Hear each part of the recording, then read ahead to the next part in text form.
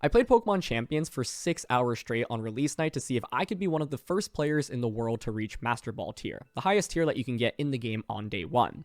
To do so, I put together a team centered around one of the strongest duos, Mega Charizard Y as well as Venusaur, and brought back some of my old favorites from previous Pokemon games like Garchomp as well as Rotom-Wash. This video documents the journey, including a ton of the games that I had on that climb to Master Ball tier, as well as a breakdown of the team and how you can use it yourself. And the battles get pretty spicy because we end up fighting against UB Slow, who is one of the best ladder players of all time from Japan, and Hirofumi Kimura, who just came off a top 4 finish at this previous World Championship, got second at Worlds in 2019, and has won Japanese Nationals multiple times. Anyway, hey guys, Aaron Cybertron Zhang here, and today I'm back with another episode of Road to Ranked, where I climb the Online Champions VGC ladder and provide live commentary as I go. As I mentioned, I wanted to build my own team to start off Champions with, and this is a very simple meta-effective team. It's not anything super flashy or crazy, but it's one that did allow me to reach Masters with 21-1, so it was quite effective, and it just had a lot of solid VGC fundamentals and old Pokemon that I enjoyed playing with. I also am looking forward to building more teams in Champions and sharing them with you, so if there are any particular Pokemon and strategies you would like to see me build around, let me know down in the comment section below, because I know on this channel I mainly feature other people's teams, but I also do miss team building, and now that I have the time to do it, as someone who's doing Pokemon full-time, I really would like to try to do a little bit more of it. And as always, thank you so much as always for joining me. If you do enjoy these videos, I would really appreciate if you consider leaving a like on the video or subscribing to the channel. It really helps out a ton. It's been a lot of fun making content. All I want to do is record more and more, battle more and more, and show you guys all the strategies in this game. And so yeah, as always, I'll do a quick breakdown of the team, but if you want to just skip to the battles, check out the timestamps down below. And thanks so much as always for joining me. This one's going to be a longer one. I mainly had just sat down and was planning to record for like an hour and a half during opening night, and then things were going well and I was having so much fun with the game, and next thing I knew I was at Master Ball tier and it was like 4:30 in the morning. And so yeah, thank you for sticking along with me, and just know that I really appreciate you all. So let's get started. This is the team that I had put together and used for my entire climb to the Master Ball rank. I had constructed this team actually before Pokemon Champions even was officially released, and had some slightly different sets when I was trying it out in the pre-Champions era. There was a showdown server that was set up that allowed you to try out a format that looks somewhat similar to what we're playing now, featuring all of the Pokemon that had been announced for Champions up until that point. Turns out the format is quite different because a lot of those Pokemon that were really impactful, like Dondozo, Mega Salamence, Metagross, are included, and of course items have really taken a hit in Champions in the early days. The expectation is for them to get added back later down on the road, but that meant that I actually had to pivot a good bit. I initially started by building a Sun team on this showdown server and ended up getting as high as rank number 10 on the ladder in just under a day. So I felt like a lot of the core concepts were strong, right? Charizard, Venusaur, that is a duo as old as time. Garchomp is such a good Pokemon, especially in lower power formats. I had to bring my boy Rotom back as well because someone tweeted at me and they were like, if Rotom-Wash is not on your first Champions team, I'll be very sad. And so I was like, you know what? I got you. I'm bringing Rotom in. Turns out Rotom's also in a pretty good spot in the metagame right now.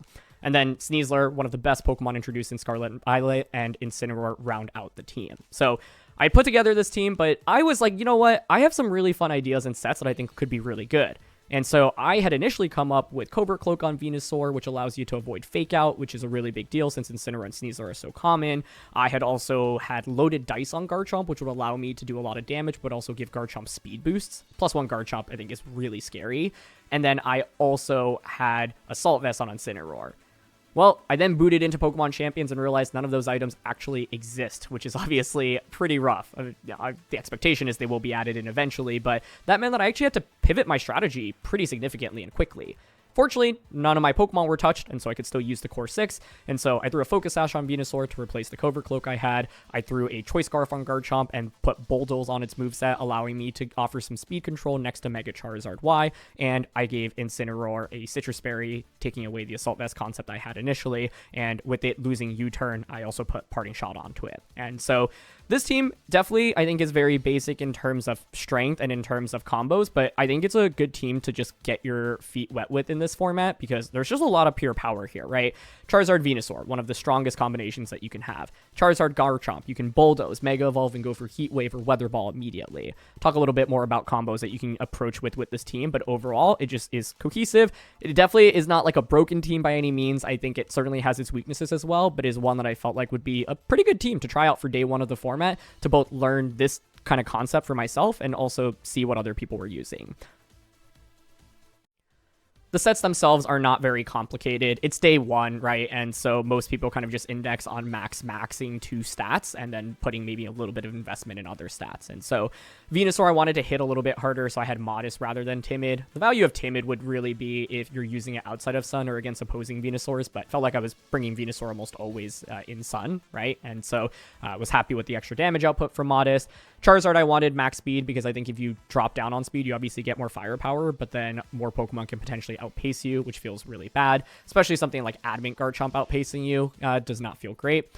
With Garchomp, I had to pivot from the initial item, which was Loaded Dice, and so this EV spread actually could be reworked because I don't think it needs full speed investment, right? You want to like probably find some benchmarks to outpace, but then put the rest in bulk. But I had already trained up Garchomp and was just like ready to play, and so it's just max attack, max speed. But for Scarf Garchomp, I think that's something that you could modify. Rotom-Wash here initially had enough bulk to survive 2 close combats with Citrus Berry from Sneasler, but similarly to Garchomp, I had to pivot the Citrus Berry that I initially had on Rotom into Incineroar, so might not be like the best spread right now. You could just go max HP, max special attack, honestly. I had a little bit of speed investment there to try to outpace other Pokemon in that speed tier, notably other Rotoms. Sneasler here is just Jolly max. You could use Admin, of course, but I like being Jolly because like there's a lot of other Sneaslers out there, and being able to at worst speed tie with them and at best just always outpace them is really nice. And then I had Incineroar, a classic.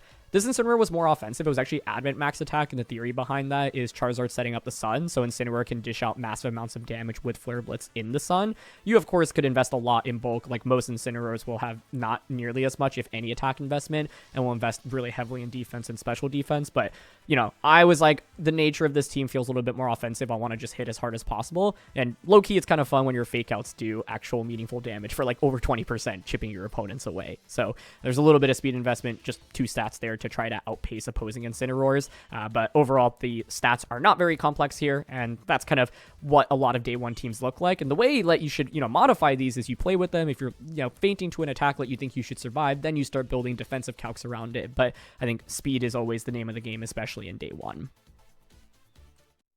In terms of ways to play with the team, I've listed some common combinations for you here. There are honestly a lot of different ways you can use this team. It's fairly flexible, and so the games do highlight that. But if you're looking for some modes and feeling completely lost, the first thing I'll tell you is that I think Charizard is a good lead in basically like 80 to 90% plus of games. And so basically think about it as, who should I pair with Charizard? One of Venusaur, Garchomp, Incineroar, or Sneasler. Venusaur ends up being my most common lead just because it is super oppressive. With this combination, you get to disrupt with Sleep Powder early, and you can have really strong Heat Waves, and then you can clean up the game with Choice Scarf Garchomp. I like Incineroar often as a 4th option because it can get you out of a bad lead matchup, right? So let's say you lead Charizard Venusaur, your opponent has something that is quite annoying for that duel to deal with. One thing you could do is like protect one Pokemon, switch in Incineroar, and then immediately be in a better spot the subsequent turn. So this allows for some defensive pivoting. The second lead combo is Charizard plus Garchomp, and the idea behind this is to be able to spam Bulldoze and attacks from Charizard, right? So if you're going up against faster Pokemon like Focus Sash Sneasler's like sometimes running Rock Slide or Rock Tomb, for example, the Garchomp can just drop Sneasler's speed, often do enough damage to bring it down to like Focus Sash, and then Charizard can just finish it off immediately afterwards. Mega Gengar is another example of a Pokemon that's faster than both of these normally, but with Choice Scarf on Gengar, you can drop their speed. So it's a really nice 1-2 punch. Venusaur is often a good 3rd option here just to take advantage of the Sun after one of the 2 have fainted, and then Incineroar or Sneasler as the 4th for fake out and once again potential defensive pivoting. Sneasler ends up being a Pokemon that I end up bringing a lot if I see Incineroar on their team because I have the White Herb, so you know that you can eat up the Intimidate, then go back to neutral, and then threaten them with knockouts. Some other leads for you to consider: Charizard plus one of the fake out users with Venusaur and Garchomp in the back is something that I like, especially when I'm up against opposing Sun teams. You get to pressure with fake out. Incineroar, of course, can be quite valuable into the opposing Charizard and Venusaurs. One tech you could do, by the way, if you're really struggling in the mirror match, just because the mirror felt quite volatile, is to throw Lumberry on Incineroar to make things feel a little bit easier. once again, if they have Incineroar, Sneasler often ends up being a really powerful lead with Charizard, just because you have the faster Fake Out, White Herb activates, and people do like leading Incineroar into this team a lot. So it's like White Herb activates, and then turn 2, you're just pressuring with the potential knockout with close combat onto Incineroar and a knockout onto Incineroar's partner as well. And finally, the times when I don't lead Charizard are when I think my opponent has like a lot of obvious counters to Charizard and Venusaur. So opposing weather is a good example, specifically things like sand as well as rain. This is where the combination of like Sneasler plus Rotom or Sneasler plus Garchomp can be really good, because they can deal with some of the more annoying Pokemon early on. Opponents will often lead those to try to get you, but if you are able to, knock them out quickly and then conserve Charizard and Venusaur once you've taken care of the threats, then Charizard and Venusaur, of course, can clean up the game for you. So, once again, this is not meant to be fully exhaustive, and you should watch the games to see how I maneuver through it, but this hopefully can be helpful as a starting point. Since I built this team, I also wanted to give you some insight on when to bring and drop these Pokemon. I know I just gave you, like, combinations of 4, but honestly, there is a lot of flexibility with this team, and it might be confusing, so here's some rules that you can follow. I just also want to caveat with, like, you should not feel forced to follow these, right? Just because I list it in the drop section doesn't mean that you 100% should drop it. It just means that it can make decision-making a little bit easier for you as you think through using this team. The first thing to note is that like Charizard just comes out in basically every game, and it's going to be led in over 90% of games. The main time I basically don't lead it is when my opponent's team has a Tyranitar, because of course it could be Mega Tyranitar, and I want to be extra cautious of that. Also, there might be times where I see like Garchomp on my opponent's team, and I think a little bit more about bringing Charizard as a lead, although to be honest, like Pokemon like Incineroar and Venusaur can really help out as leads to deal with that. Venusaur is a really good pick if it can consistently outspeed your opponent under Sun, and so that's generally going to be the case unless they either have their own speed control, like Trick Room or Tailwind, or they change the weather. Bulky Pokemon that you can't knock out easily can actually be good targets for Venusaur, because you can put them to sleep with Sleep Powder, and then like the combination of Heat Wave plus Sludge Bomb will do like 40 to 50% to so many Pokemon in the format. So it's one way to get around what I sometimes think can be a bad matchup, just saying, you know what, if I hit the Sleep Powder and you take 2 turns of sleep, I'm actually going to be in really great shape. If their team is obviously weak to grass and poison type attacks, then Venusaur can be really valuable as well. The times I don't love Venusaur are when multiple Pokemon resist grass and poison on my opponent's team, or they have non-sun weather, especially Tyranitar. Tyranitar is annoying because it breaks Venusaur's Focus Sash, obviously, by setting up the sand, so you have to be cautious of that. For Incineroar, I like bringing it when there are many physical attackers on my opponent's team, Garchomp being a good example. It is also one of the best defensive options on this team, right? If you go something like Charizard, Venusaur, Garchomp, Sneasler, you just have no defensive pivots easily, right? Because everything is just super, super offensive. And so Incineroar is nice sometimes as a glue when it allows me to just switch into it and then pressure with Fake Out and get an Intimidate off as well. If your opponent's team has a lot of ground, rock, fighting type attacks, that can also be pretty scary, and so generally I ask, okay, are there a lot? And the answer is no, then Incineroar is also a pretty good bring. You'll want to drop Incineroar most of the time when you see Defiant or competitive Pokemon on your opponent's team, like Kingambit or Milotic. Although keep in mind, for example, like Incineroar can actually still match up pretty well into Kingambit, and so it's not just like a hard drop, it's just sometimes you have to be cautious of giving them those boosts. The Rain matchup generally is one that I don't bring Incineroar in either, just because it's not very good against most of the Pokemon on those teams. As for the next 3 Pokemon, Sneasler is a mon that I really like bringing when I see Incineroar on my opponent's team, because I know that it will activate White Herb a lot of the times, giving me Unburden, and I can just threaten Incineroar with close combat immediately. So if I see Incineroar, Sneasler ends up actually being a pretty viable lead, either paired with Charizard or Garchomp. If I see Fairy or Rock-type Pokemon in particular, like Gardevoir, Floette, Tyranitar, I'm also thinking about Sneasler, just to be able to threaten them with a ton of damage, if not a one-hit knockout. And against Tailwind teams, I actually like Sneasler because I like clicking close combat in the first 1 or 2 turns to get Unburden activated myself. If your opponent is Trick Room, then you'll definitely want to think about dropping Sneasler, and Ghost types like Aegislash in particular can counter Sneasler really heavily as well. And so obviously those are just individual Pokemon, but Sneasler can sometimes just feel completely walled by them, and you have to be careful about getting put into bad positions against them. For Garchomp, I really like bringing it when I see opposing Dragon types on my opponent's team, like Garchomp and Dragonite. It's also good into opposing Sun teams because you can, of course, pressure with Rock Slide. Just be careful about getting put to sleep by Venusaur Sleep Powder. And then Pokemon faster than Charizard is where Garchomp's valuable as well, because you can Bulldoze and then combo it with attacks from Charizard. Similar to Sneasler, if there is a Trick Room component to my opponent's team, I'm normally not bringing Garchomp. And Fairy-type Pokemon like Sylveon Primarina can be really annoying to deal with because you don't do that much damage to them and take a ton of damage in return. And then Pokemon with strong ice type attacks like Milotic, for example, can be quite annoying as well. Finally, for Rotom-Wash, Rotom-Wash probably is my least brought Pokemon on the team, and it's mainly because it like just does a little bit less damage than everyone else. But if your opponent is running a Rain team, for example, Rotom can be really valuable, especially when they don't have Urchaludon.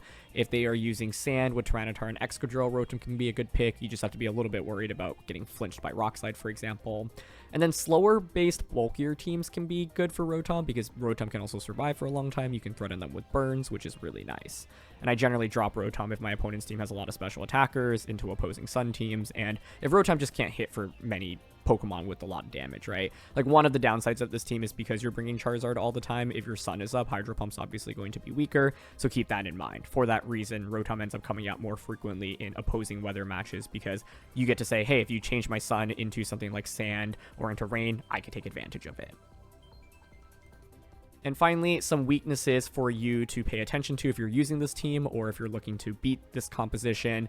I think there are a couple of team archetypes that I was struggling against a bit when I was getting used to the team, which is Hard Trick Room. Honestly, there's not that much Hard Trick Room out there, and Trick Room in general feels a little bit underplayed, but if it gets set up, it will be quite difficult to maneuver out of. Tailwind also can be really scary because Venusaur and Garchomp suddenly lose their edge on speed, and so much about this team is using Venusaur and Garchomp to attack before your opponent. And then I lost a few games to like really bulky setup users and then Incineroar plus Sinistcha, where they were able to just like set up boosts and then disrupt and then also heal with Sinistcha. So those are 3 archetypes to be wary of.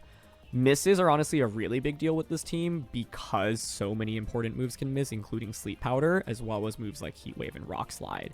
And the thing is, because you don't really have bulk on a lot of the best attackers on the team, if you miss, you often will just like get knocked out in return, and that trade feels really bad. So if you're a player that really hates missing attacks, I'm not sure I'd recommend this one just because it can be quite frustrating. Obviously, opposing weather is something that people use to try to beat Charizard. Now, I will say that this team is designed in a way to try to give you outs against all of the other weathers, right? With Tyranitar, you've got Sneasler, for example. For Pelipper and Rain in general, Rotom-Wash can be used, and I think Snow is not that scary, but it depends on if you end up losing the Weather War, and then like Mega Froslass is paired with something that can really threaten you, like Garchomp, suddenly it does become a lot scarier. So when you're playing against opposing weather, you have to be really mindful of when do I Mega Evolve Charizard? Do I think my opponent will, just protect on turn 1, baiting me to Mega Evolve and then switch in their weather user on turn 2? You have to be very cautious in those opening turns. And finally, if you're looking for some ways to just beat Charizard and Venusaur specifically, Dragon and Rock-type Pokemon can be really valuable, so Aerodactyl is a great pick. You could even run like a Lumberry Aerodactyl, which would then give you immunity to Sleep Powder, and then you could like KO Charizard with Rock Slide or Venusaur with Dual Wing Beat. Como is another example because most people aren't using attacks that can hit it for super effective, and it does resist most of Charizard and Venusaur's main attacks, and so it can set up, it gets access to Overcoat as well, giving it immunity to Sleep Powder, which is really nice. Other dragon types like Garchomp and Dragonite can soak up damage while also threatening with a lot of damage in return. And Lumberry is going to be an important item because Safety Goggles doesn't exist right now in the game in stopping those Sleep Powders as well. So if you are looking for ways to beat Charizard Venusaur, you might want to start by thinking and looking at the Pokemon listed at the bottom as a kind of a 1 or 2 Pokemon fix for it. But overall, this team is definitely not perfect by any means, and I have a lot of things I feel like that I don't love seeing team preview, but it feels like there are cohesive combinations that give you chances to win against anyone. Ooh, first Rain team with M-Meganium. Nice. Okay, well, weather is going to be honestly probably one of the most classic matchups in this format, and I think both of these teams like are pretty good like skeletons for I think where these teams may develop. So there's no Power Herb. Right? Or what item does Urchaludon have? Because, like, not all the items are in the game. So, like, that's the thing I'm also thinking about, where it's like you can't actually, it's not the normal full set of items. I think Charizard, Venu, Chomp, Rotom, maybe. Sneasler's not bad into a good bit of this, though, to be honest. Like, being able to close combat's huge.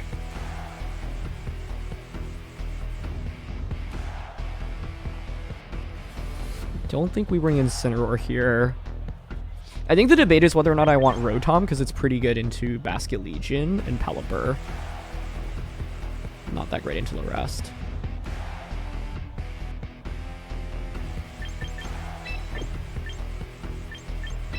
I'm okay bringing it because it gives me...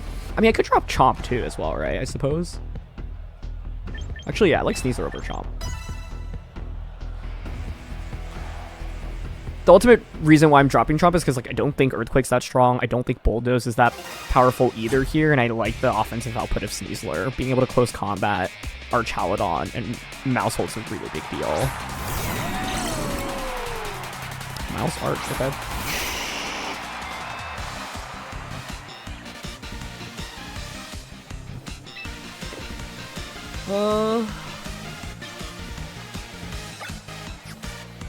I wouldn't be surprised if they protect turn 1 to scout out for a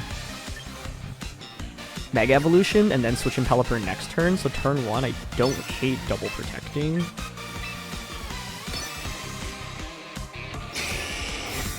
Yeah. Okay.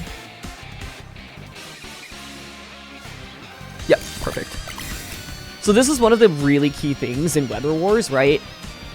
What they wanted to see was for me to click Mega Evolve with Charizard there. Because once I do that, I've set up the Sun. But that means I no longer can Mega Evolve, which means the following turn, they could just bring out Pelipper, set up the Rain. Now, even if they bring in Pelipper, this turn I'll at least get the Weather up, which is huge. I probably want to launch a Sleep Powder. I think it's fine to just Sleep Powder into our Chaladon here, Terra, or Mega. Heat Wave. And then, likely, my opponent will want to switch in Pelipper next turn, so what I'll probably want to do is actually switch the Charizard out immediately into Rotom-Wash. It's also one of the reasons why I wanted to bring Rotom over Garchomp, is having a better defensive pivot. Nice, so hit Sleep Powder, it's huge. Curious what Mousehold set this is. Super Fang, maybe? I'm gonna miss, it's okay. Double miss? I'm so used to Scarlet and Violet. Like, that did a billion damage, wow. Super Fang. Ah, Rain Dance. Very cool.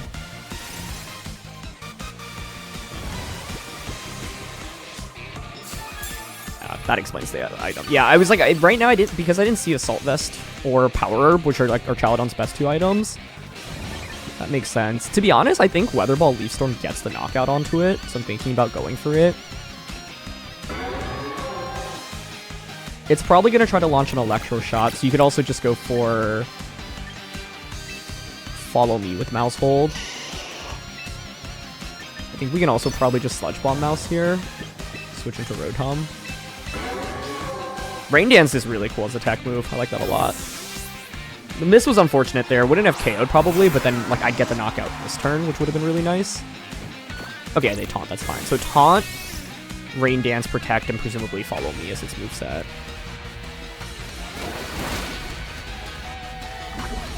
Poison, which is nice, because that now might allow us to KO it next turn. The Chaladon stays asleep, nice.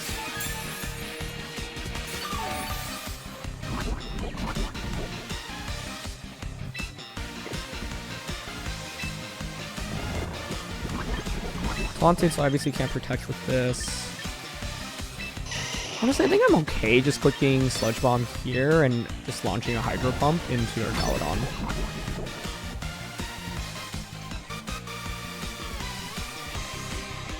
One of the things we'll want to be really careful of in this matchup is to go for Follow Me. It's cool you can see the poison like still stay in effect, by the way. But yeah, one of the things you'll want to keep in mind as you play with Weather is trying to like win or go up in terms of Pokemon count, and specifically like your opponent ideally goes down to 2 Pokemon while you still have 3, because that means you win the Weather War, right? Okay, our Chaladon wakes up, does survive the Hydro Pump. This is where more special attack investment on Rotom could have been good, because I was initially a Modest set, and then I changed to, like, Bulb for Sneasler, but, like, honestly, maybe it could just be max HP, max special attack. Yeah, this is fine. Crucially, I still have my Focus Sash intact. An argument for the Garchomp, by the way, would have been to switch into Electro Shot, but, like, I don't love it. Presumably, it's Pelipper Pelipper Meganium, right? Okay, we should be in pretty good shape right now, I think.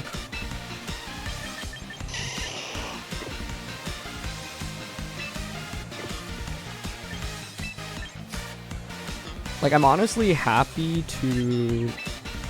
I'm thinking Leaf Storming here. I know that might seem a little bit weird. I guess I don't know how fast Repelli is. Like, I could just Sludge Bomb Thunderbolt. But I could also Leaf Storm Thunderbolt. I think that's fine.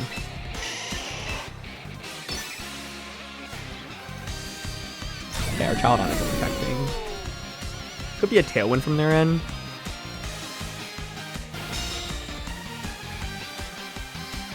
Yeah. I might want to EV Rotom to outspeed Pelipper. I actually think that's a pretty big deal in a matchup. There's Sash Pelipper, makes sense.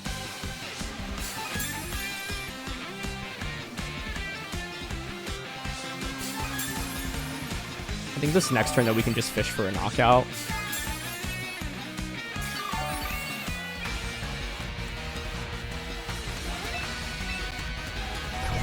Yeah, I think I still want to Leaf Storm into our Chaladon.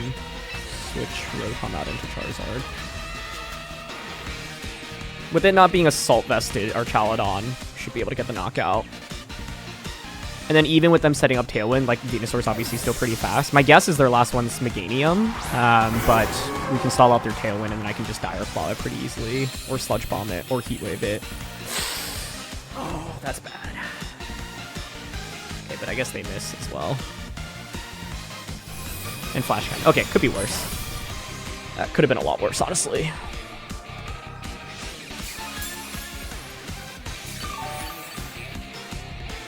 Mildly annoying, but check the board state. Because of Tailwind left. I think I'm happy to click Leaf Storm into this once again, because I should be faster. And then Weather Ball into Pelly. Pelipper I don't think can knock out Charizard here unless you have Hydro Pump. Weather Ball doesn't do it, because it's the Sun. Hurricane I don't think does it. You do hit now. Nice. Oh, it's bulky enough to survive that. Okay. That's actually pretty bad, potentially. Let's see.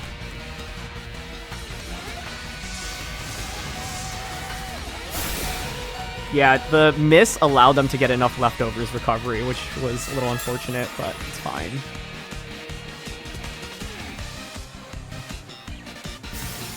Okay, and they Draco Venu. That's fine.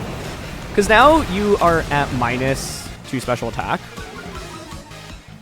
One of the things, by the way, like, I've been basically playing this since the game has come out, but I've been keeping up with what my friends are saying on Discord.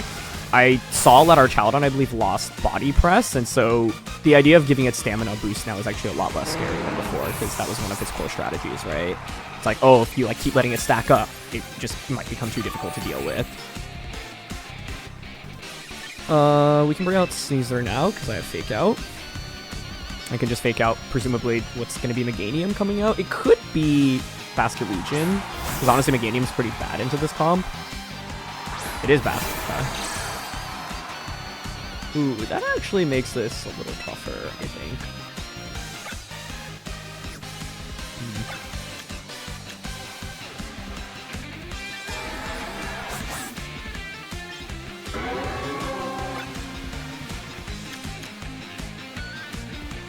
Yeah, that was definitely the right bring.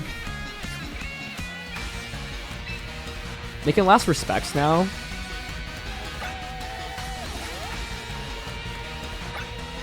3 turns of Sunlight still. You don't only last respects 1 of the 2 though, which is the main deal.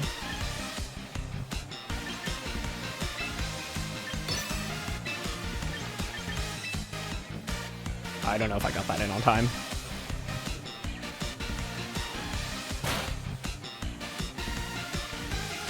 It was supposed to be Solar Beam into Bask. Oh, okay.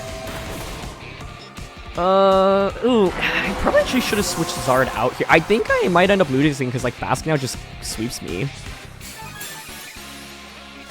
Yeah, I think, like, Zard probably need to switch out that turn.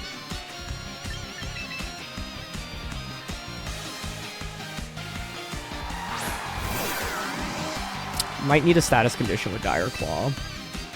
I'll post combat into Arch here. Actually, to be honest, it's not like Arch is really pressuring much anyway.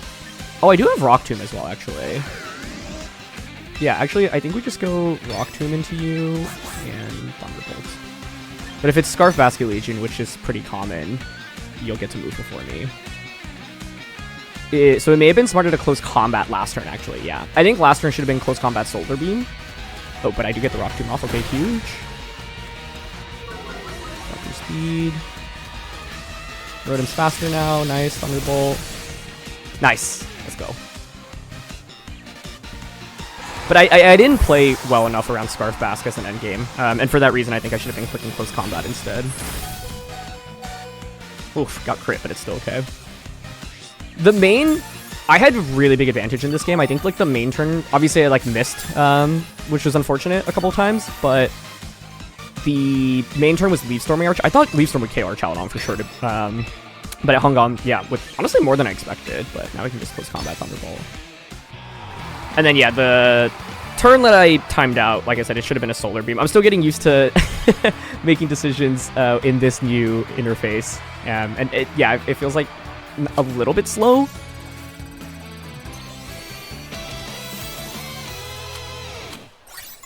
$600 VP now, very nice. Okay, we've got Rain here. Gardevoir, Incineroar, Politoed, Basculegion, Sneasler, Archaludon. So it's Politoed instead of Pelipper, which is interesting, but I think Poly is a lot stronger than it has been throughout like Scarlet and Violet. It's like a lower powered format, and I think, yeah, it's like bulkier than Pelipper, right? So like 2 big upsides. Generally into the Rain matchup, I think Charizard, Venu, Rotom, for sure. And then Sneasler or Garchomp, but it's probably Sneasler.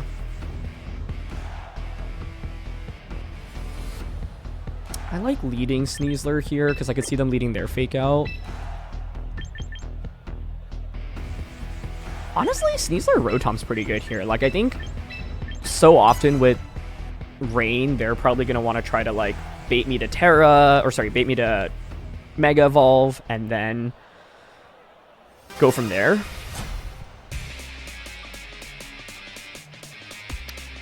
So I am just, like, not going to, yeah, Mega Evolve or even bring it early.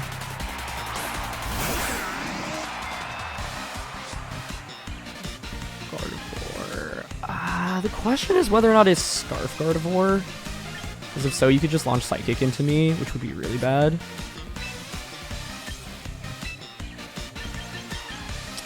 This is a little bit less than ideal. I feel like Charizard Venu actually would have been okay here.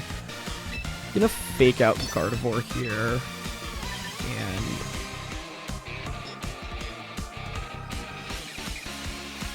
like, I'm thinking about Will-O-Wisping Sneasler here. Could have been Thunderbolt as well, honestly, maybe. Or even Hydro Pump to put it in KO range the next turn. The big question is... Okay, it's Mega Gardevoir. Cool. Oh yeah, I guess if you look at their team, like, they didn't have any other possible Megas, right? So, that makes sense. I'm just afraid of losing a Speed Tie here, but we get the Fake Out off first. Nice. That's a lot of damage. Okay, perfect. Gardevoir flinches. This connects. Great. So my Sneasler should be in really nice shape right now, because I pressure Dire Claw into Gardevoir, right?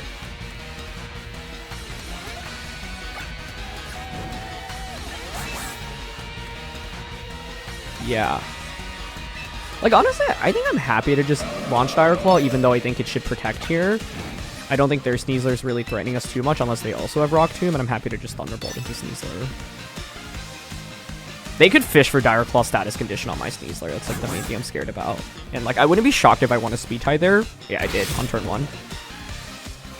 Okay, so that was honestly really lucky, but I think, yeah, in an early meta, everyone, you know, I like using max speed because you basically really get to punish people that don't use max speed, but it's like, there's going to be a fair number of Speed Ties. And had they gotten their Fake Out off first, presumably Gardevoir would have gotten a Psychic type off attack into us, which would have been quite bad. So that was a very, very monumental Speed Tie win. And honestly, yeah, I think that's like They bring out Basket Legion.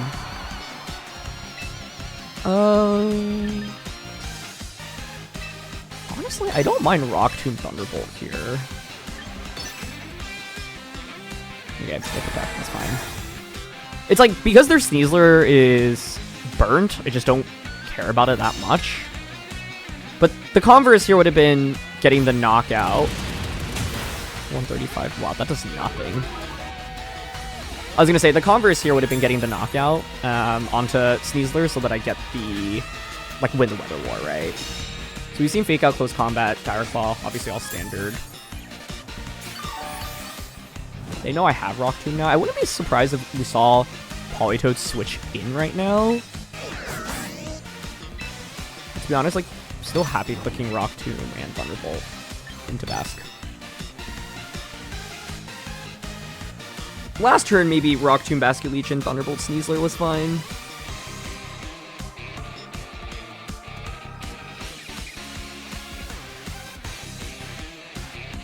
Yeah, there's the switch. Okay, that makes a lot of sense. And then you probably just try to go for the KO onto Sneasler. I don't think Last Respects KOs Rotom. Wave Crush onto Sneasler, that's fine.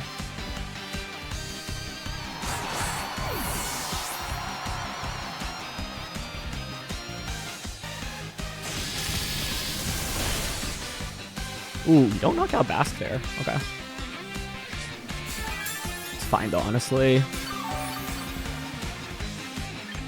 Could go Charizard or Venu. I think we just go Charizard here to win the Weather War. Like, the downside of back Charizard is that, like, you have to Mega Evolve it to change the weather, right? So it's not like something like Torkoal where I could, like, yeah, just get the weather up immediately. But I think it's fine to just rip the Mega Evolution here.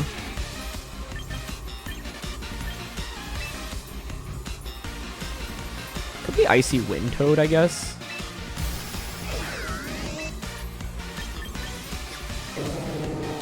And then Basket Legion could protect.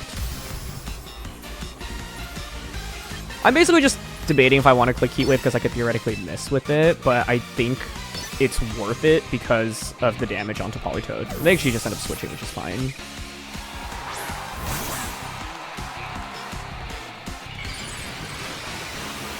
Presumably Basket Legion will protect here, but that's okay.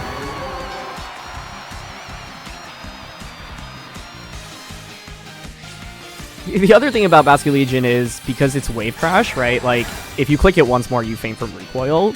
They'll probably just switch to Last Respects, but that's fine. And the downside of them using Politoed is you don't get the Tailwind speed control.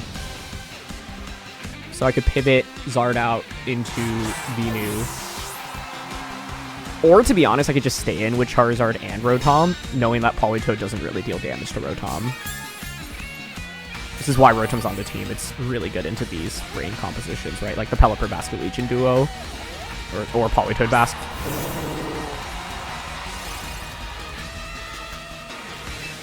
Okay. Yeah, knowing I have Venusaur in the back, I honestly think I'm content to just Weather Ball here. And Thunderbolt.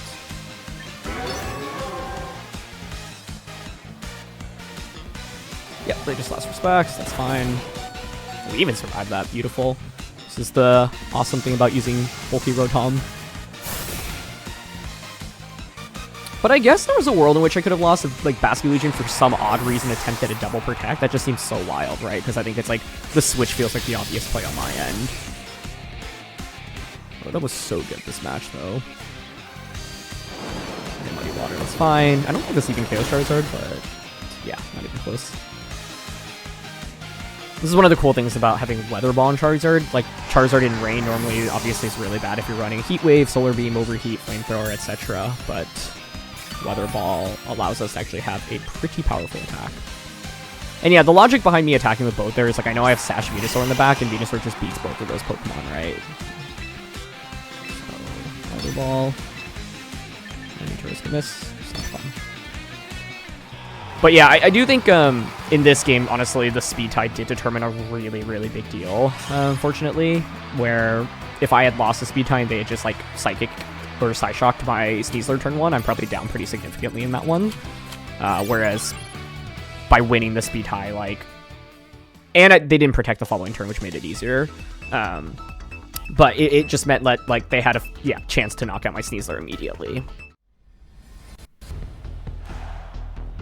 Ooh, okay, Delphox. Do we have any info on Delphox yet? What's Delphox's ability? It's just Levitate, right? Yeah.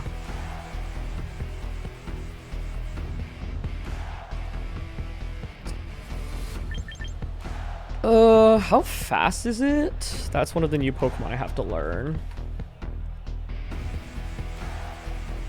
I don't even... Where is it on right now? Cerebi? Should also make sure we don't time out.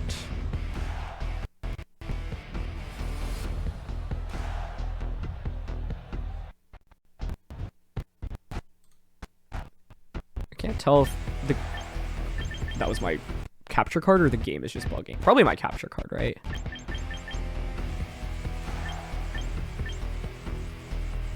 Okay, they're really fast.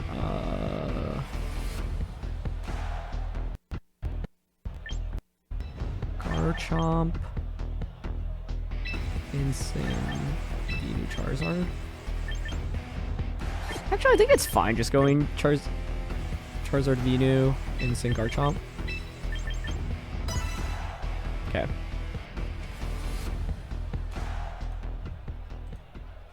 This matchup is a little bit scary, I think. Like, really fast opposing teams can be spooky with no Tailwind from our end.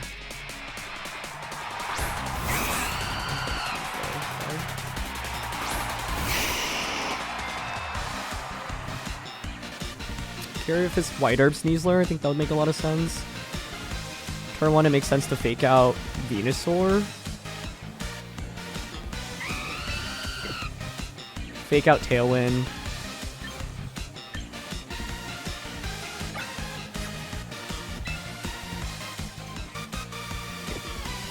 I'm leaning towards switching in Incin. Mega Evolve Heat Wave. But they might fake out Charizard, honestly. That's the thing.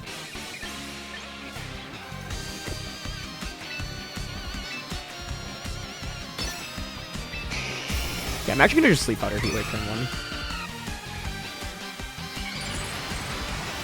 Couple reasons for this. Like, I think you might want to fake out Charizard to just prevent its damage output, and then that would allow me to get a sleep off, which would be nice.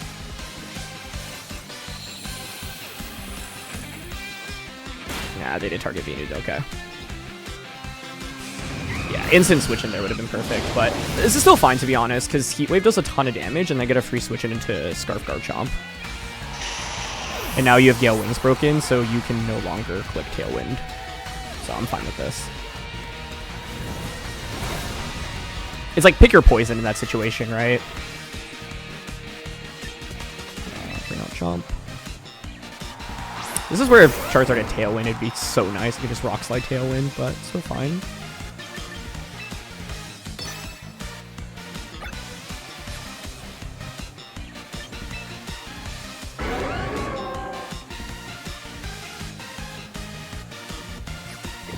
Yeah, I think I'm happy to just click Rock Slide here.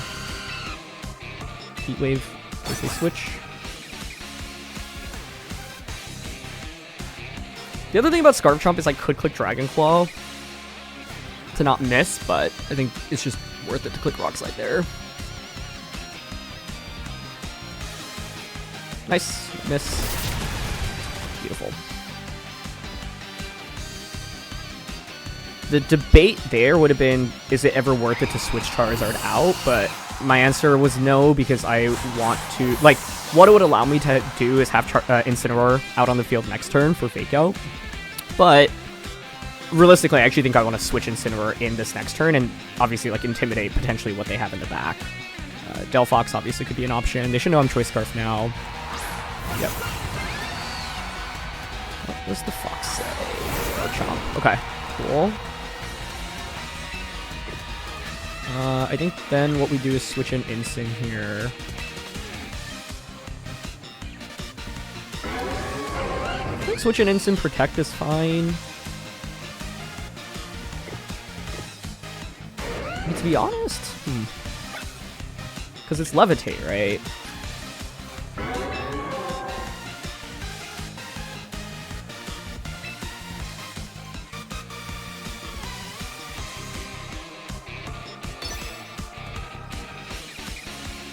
We could Rock Slide Psychic.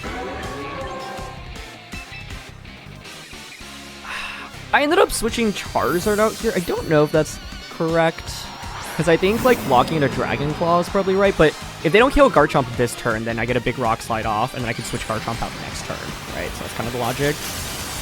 And I do get an Intimidate onto Chomp, which is big too. Yeah, the downside for Charizard here is being slower than these two. But we don't miss Rock Slide, which is huge. And yeah, another one just KOs Delphox, so let's see if they KO Chomp this turn. Heat Wave. Instant dodges it.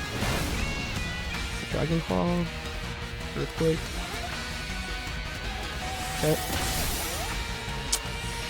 Okay, that's a crit. I actually think that crit may have mattered, but it's fine. It is fine.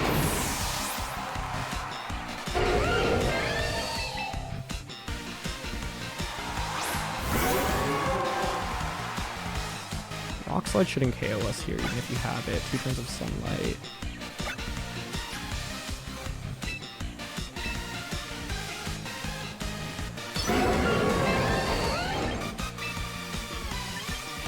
Fake out Garchomp.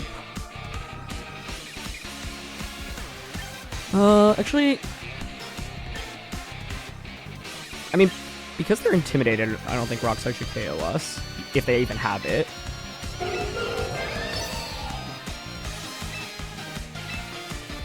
I think it's fine to fake out Garchomp Heat Wave. They might just double protect here, to be honest, but let's see.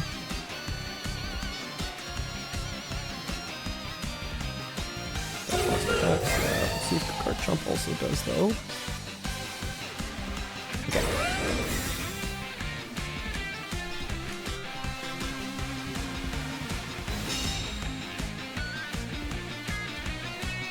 I would be shocked if they went Heat Wave Earthquake next turn.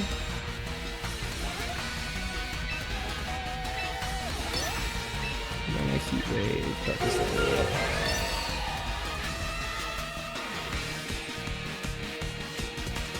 This is where my question on Delphox's moveset comes in, and then if it's... Okay, it's just Heat Wave, yep, it's fine.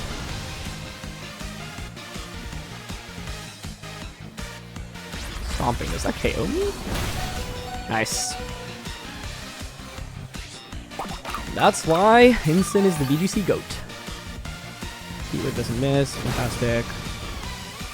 Would have loved to have gotten the knockout onto Delphox there, but that's okay. Correct play there may have been to have targeted Garchomp with Lariat.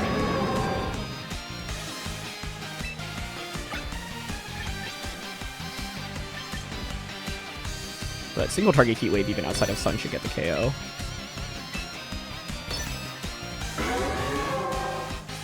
I'm guessing they just don't have Rock Slide. Yeah, we go for Dragon Claw. That doesn't even KO us. Nice. Okay, that explains why they didn't make the Rock Slide play.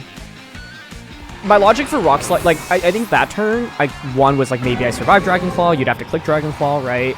Because I got the Intimidate off there, and they did end up creating Rock Slide could flinch either Pokemon. I just mainly wanted to get a Rock Slide off into Delphox because I felt like otherwise that actually could be a little bit annoying to deal with. Alright, this is a run-of-the-mill Rain team. If you played Regulation H in Scarlet and Violet, this will look very familiar.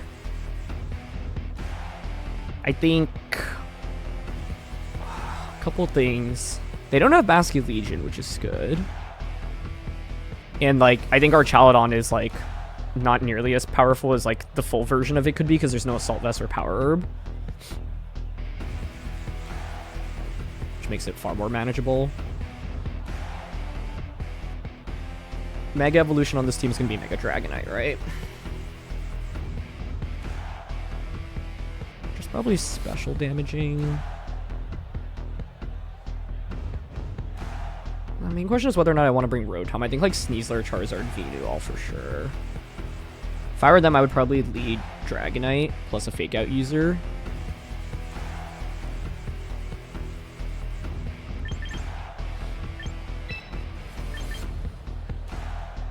I'm thinking Sneasler, Garchomp, Charizard, Venu. I think the other approach I could have gone with is just Charizard, Venusaur, and just like Sleep Powder right away. Because one way you can deal with Dragonite is like Sleep Powder, Heat Wave, break Multi-Scale, and then Heat Wave, Sludge Bomb, KO the next turn. Oh, they led Pelipper right away. Interesting. Charizard Venu would have been insane to get into them here then, but it's fine.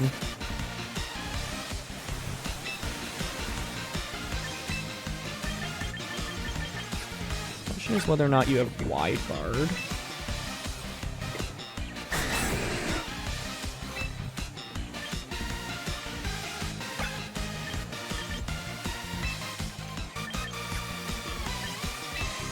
And whether or not you Mega Evolve on turn 1.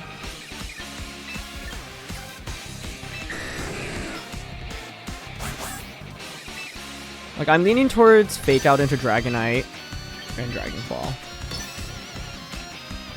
Ah, it does protect. Okay, I wonder if it's a double protect, but wouldn't be surprised if Pelipper like Tailwinds. Okay, it is double. That's fine. That's fine.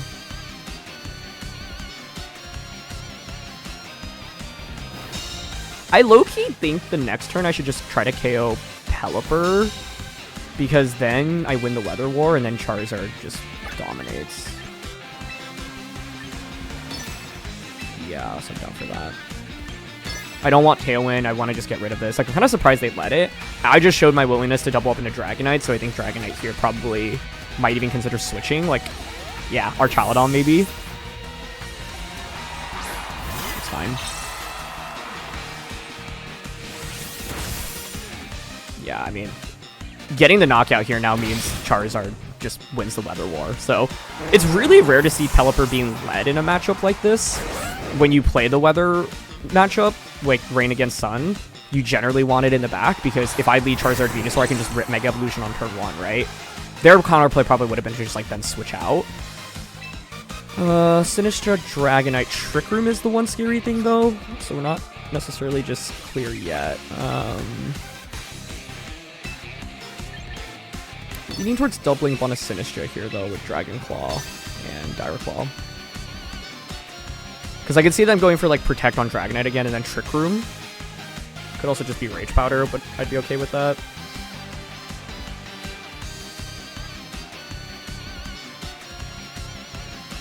Okay, they commit Mega. It's really pretty. Rage Powder? No Rage Powder, okay.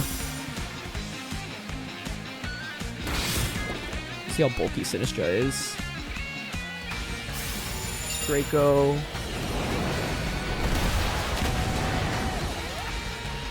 think the main debate there is whether or not I should have swapped Garchomp out. I don't regret targeting Sinistra because I think Protect Trick Room was a very likely play, and I think them Dracoing is actually totally fine for us. It's just Matcha Gotcha, that's great.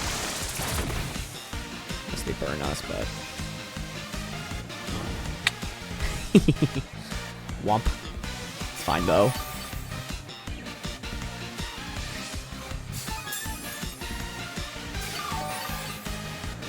Okay. Now Charizard's out.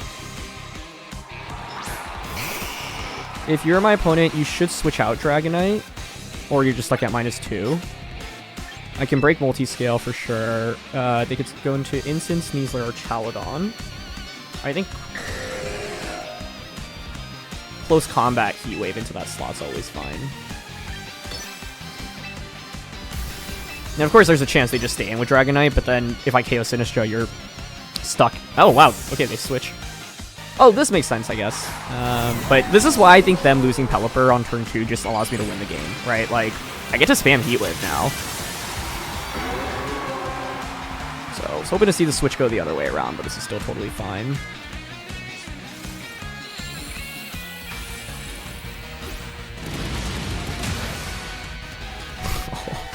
Talk about doing no damage. Okay, Lighter activates. Not really super relevant here, but once again, breaking multi-skill is always good, and look how much damage we do to Arch.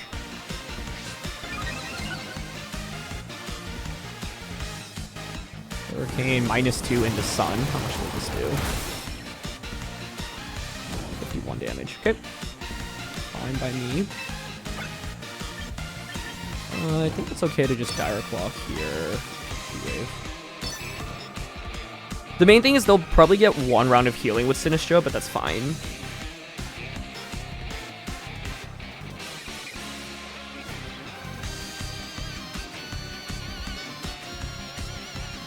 If you're my opponent, what you should do right now, in my opinion, is switch our Chaladon out into Sinistcha, and then Hurricane into Sneasler.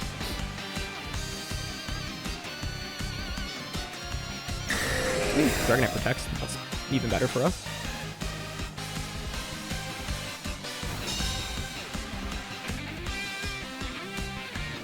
Wave. Protects. Okay, bye-bye Arch.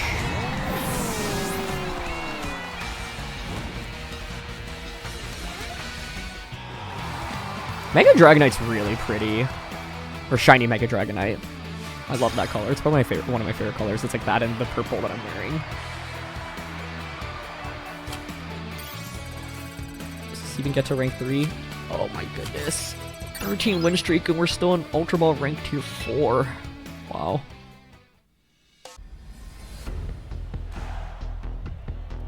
Gardevoir, Dragonite, Corv, Garchomp, Arcanine, Whimsicott. Okay. Mega can be Guard, Garchomp, Dragonite, but probably Guard. Although Scarf Gardevoir is a possibility here as well.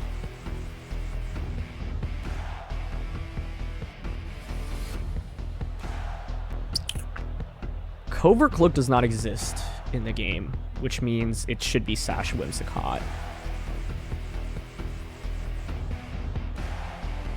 I don't hate Incineroar, Charizard lead. The debate is whether or not I want Rotom in this one. Sneaser's also good if we bait out their Arcanine, but if they set up Tailwind, it can be quite weak.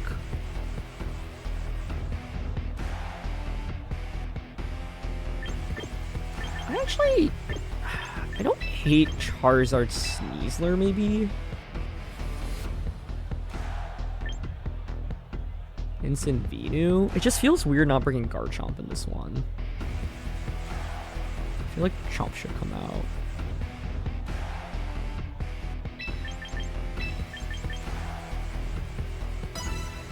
out. Venu is the one I dropped here. It like feels a little bit weird. There's just, I don't do a lot of damage to a couple Pokemon. Here's my fear.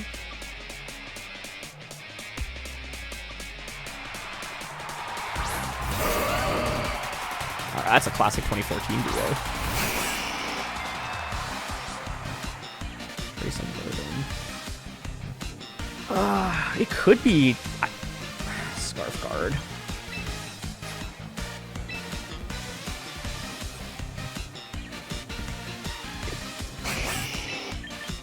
I think I want to switch in Instant.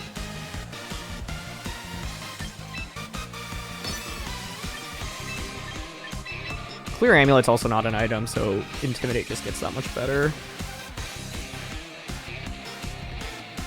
The reason I'm switching here, by the way, like, I could theoretically fake out Gardevoir, Mega Evolve Heat Wave on turn 1, but then, like, Garchomp could just Rock Slide me, or even worse, Stone Edge me, right? Here, Incineroar can take a Psychic type attack. Should Gardevoir go for it? We don't see a Mega Evolution. So let's see if Gardevoir moves first. If so, it's probably Scarfed. Protects. Okay, that works for me. That could be an Earthquake coming out. Rock Tomb. Nice. Alright. That worked out really well. Good to know you have Rock Tomb. Let's see a switch into Arcanine right now. Still down to Mega Evolve Heat Wave here and fake out Garchomp.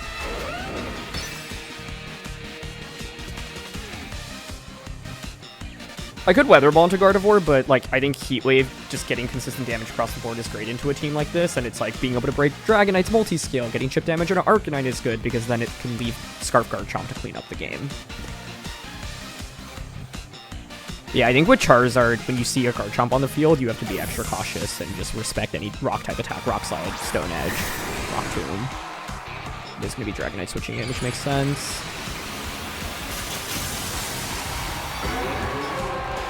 So Charizard kind of in an awkward spot right now, but this is okay. I'll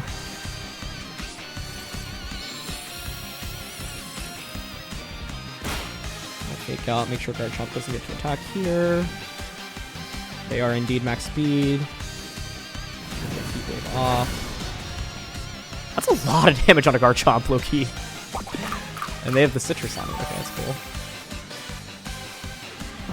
So it's probably Mega Dragonite. They could Earthquake here or Rock Tomb, which is a little bit spooky. But because of Intimidate, I don't know if Rock Tomb KOs. And I could see them Earthquaking here, expecting me to switch. And I don't want to switch in Sneasler onto an Earthquake. So I think I'm actually okay clicking Heat Wave here.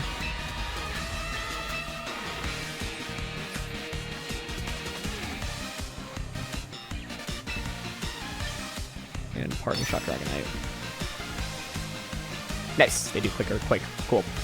That is why we don't switch in Sneasler.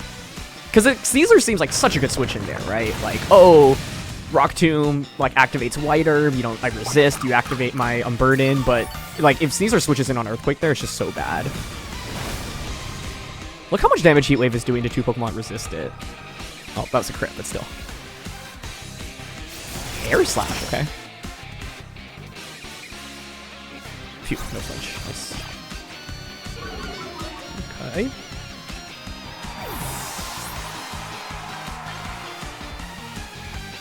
Okay, bring Chomp in here.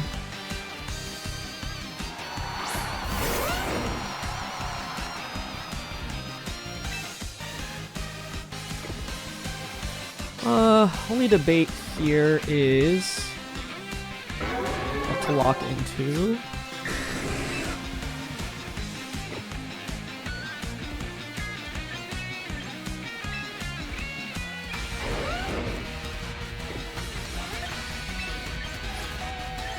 I'm okay just going Weather Ball into Chomp, D-Claw, into Dragonite.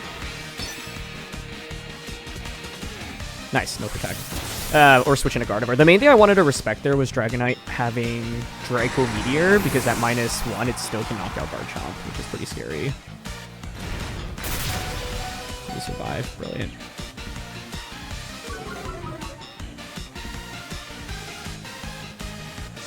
Cool.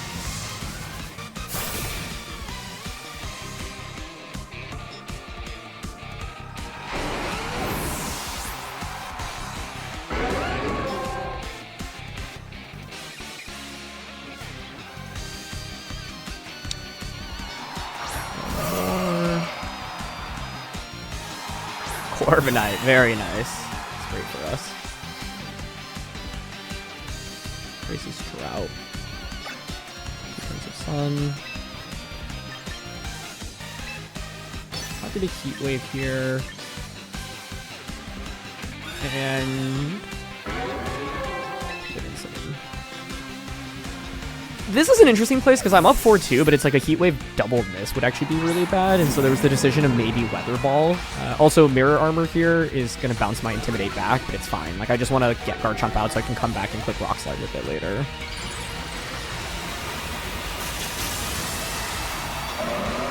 The other play could have done was like Protect, Sacrifice, Chomp, bring an instant, but they could always protect Corviknight Trick Room right now.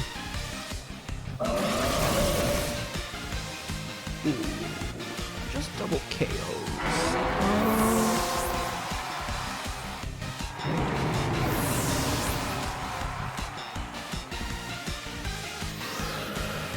Oh, wow. I was pinned there because Gardevoir is faster than Charizard. Right?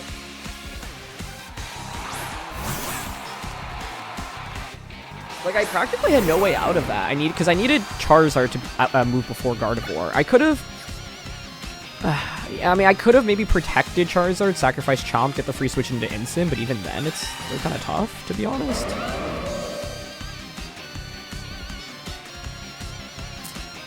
I would need to hope... I have to click Rock Slide here, I think.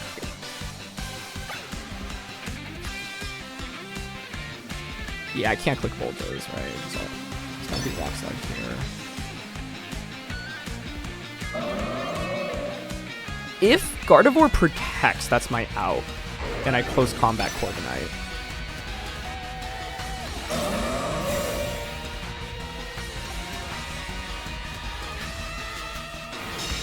Okay.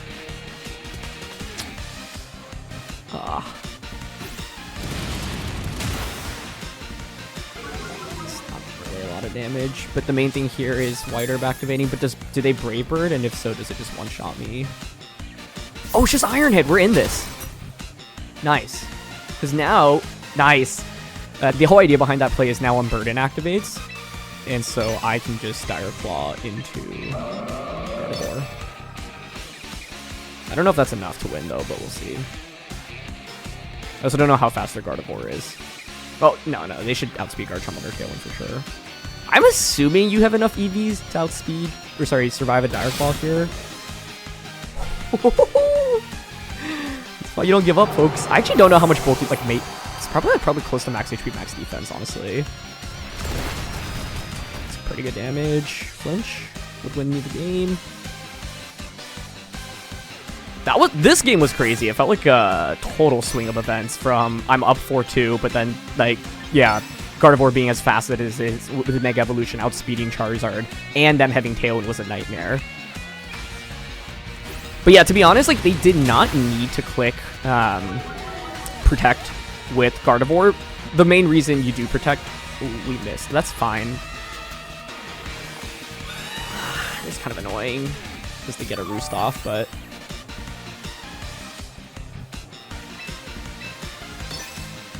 go for the same. Like, you need to keep clicking Roost, essentially. They could angle to, like, get the knockout this turn onto Sneasler, but yeah.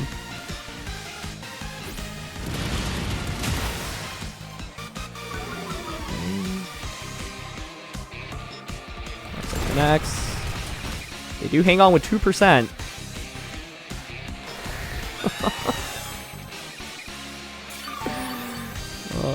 Thank goodness they don't have leftovers, at least.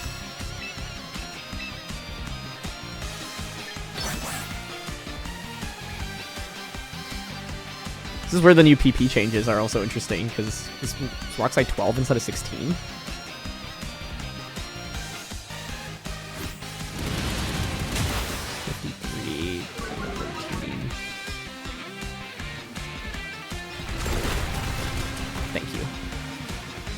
Nice. But yeah, honestly, in my head, I like had relegated Gardevoir to being slower than Charizard, because I think when I've used Mega Gardevoir, it's normally been like a pretty bulky, like, mid-tier Speedmon. So the fact that it outsped us actually created a lot of trouble. How fast is its base speed again? It's been so long since I've seen it. Oh, they're 100. Okay, yeah, so they won the speed tie there. I didn't even think about that. For some reason, like, I got outsped and I was like, oh, is Gardevoir like 105, 110? But no, they are max speed and won a speed tie. Which makes me feel better then, because I thought I was in like full control of the game, and then suddenly it's like I got both my Pokemon knocked out. But we found the one path back to victory, which was close combating to activate White Herb so that I could outspeed Gardevoir. And then low-key, I like forgot how not bulky Gardevoir is. From the physical spectrum, it's only 68 base HP, 65 defense. Like, it got no improvements to its physical bulk from the base version.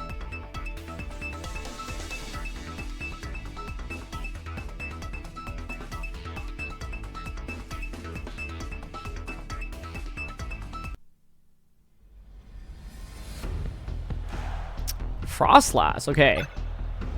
Hoping it's the first Mega Froslass team we go up against.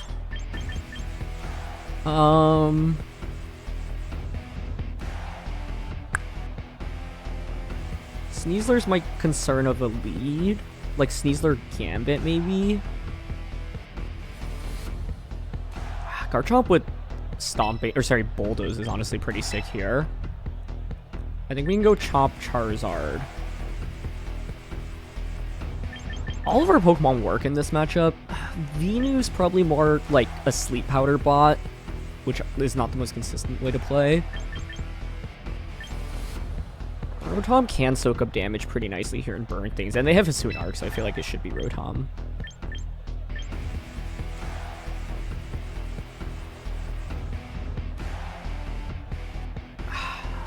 Actually, like, our Sneasler's really good from a damage perspective with close combat, is the thing. Especially into Gambit. And their team is just so physically oriented.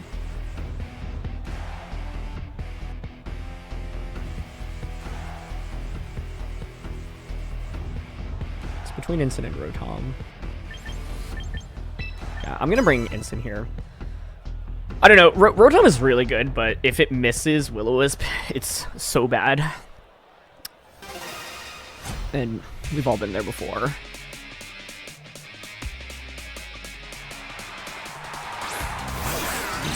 Okay.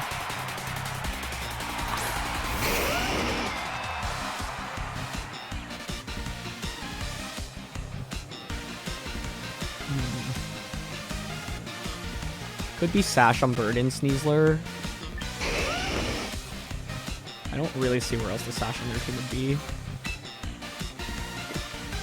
They do have Solar Beam, which is good in this matchup.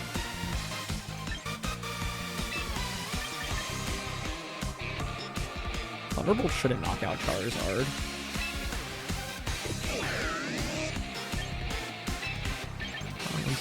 Instant in the back.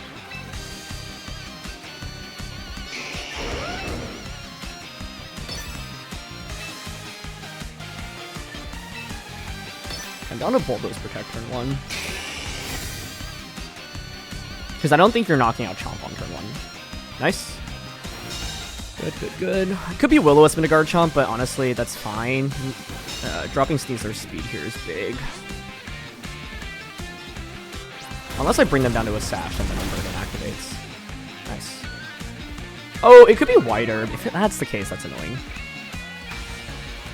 Okay, it was just Will-O-Wisp. That's fine. King Gambit is the main concern here. Like, they could switch that in on a Bulldoze and get a Defiant. Oh, but if I could just Bulldoze Heat-Wave, right? Are you really going to switch on that? Slash, would you have Brock King Gambit in this matchup? I'm not even sure.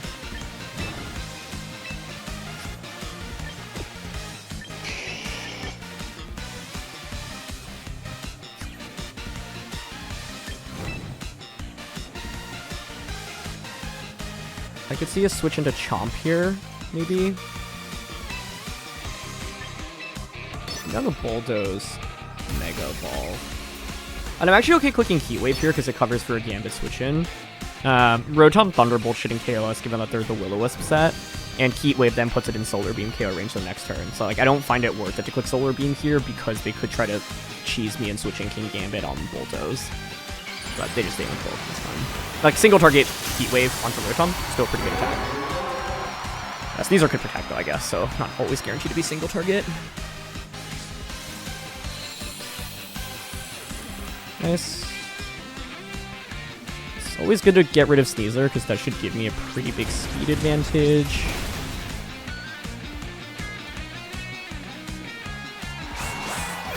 Should they have King Gambit though and get a Volt Switch or Thunderbolt off here, it's still quite awkward, I will say. Yeah, that bit almost half. It's nuts. And actually go for Hydro Pump into Charizard. Huh. Surprised to see that over an electric type attack. Like Volt Switch Thunderbolt's always just more consistent there because you can't miss, and with me setting up the sun, it's just not really as worth it. Soon Art comes out. Okay. Honestly, I'm happy clicking Bulldoze here and just protecting Zard. And then I can just Bulldoze Solar Beam Arcanine next turn. Even though I'm intimidated and burnt, like Bulldoze actually will probably do like 25-ish%.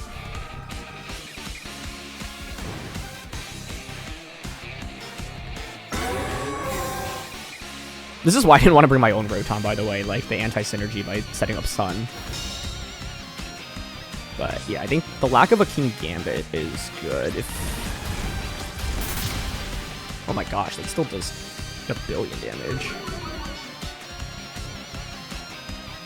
Yep, just Rock Slide, beautiful. And this is the fundamental dilemma with Rotom. It's like it can't actually hurt Garchomp very much after it gets the burn onto me, right? Which is great. You can Hydro Pump it. Yeah, I think they needed to Thunderbolt last turn. Just really surprised to see Hydro. Because, like, Charizard's always Mega Evolving there, right? The only reason you'd click Hydro is if you expect me to not Mega Evolve, or... Well, actually, the other reason is you anticipate a switch out into Incineroar, which makes sense. I don't want to risk missing here. So we'll just Solar Beam. Nice, switch.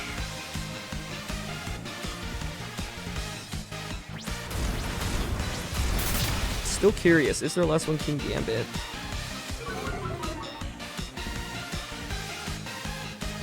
Even if it's King Gambit, though, Sneasler should win.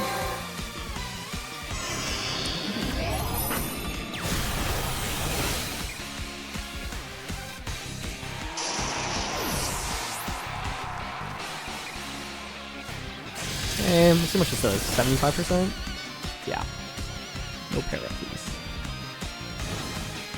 Had Arcanine had extreme speed there. They actually could have gotten the knockout onto Arcanine with, sorry, onto Charizard with a double up, but alas. Someone say alas? More like Froslass. Hey, yo. Did they even bring Froslass is the question? Yeah, they did. Okay. Cool, that's fine. We have Instant Sneasler in the back. So what we actually want to do is make sure we get a speed drop onto the Froslass. I'm going to Bulldoze here.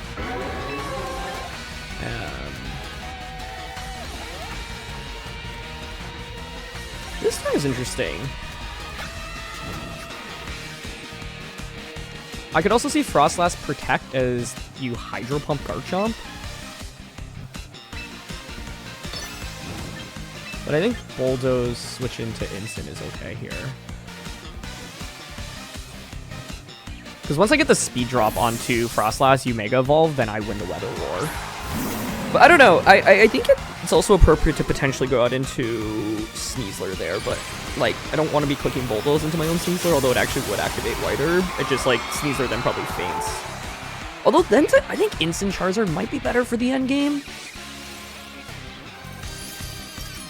Crucially though, now that I get the Bulldoze off into Froslass, Charizard outspeeds it. It's a really big deal.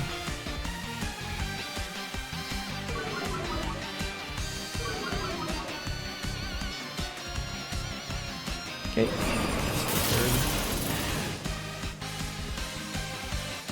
Question is whether or not they wanted a Hydro here or go for the safer option of Thunderbolt.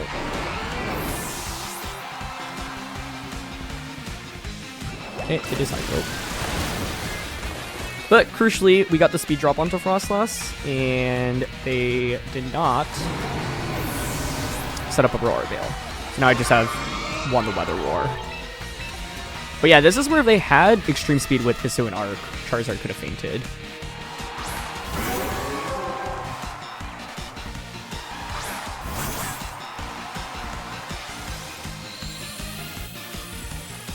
But now we can Weather Ball into Froslass, Fake Out into Rotom.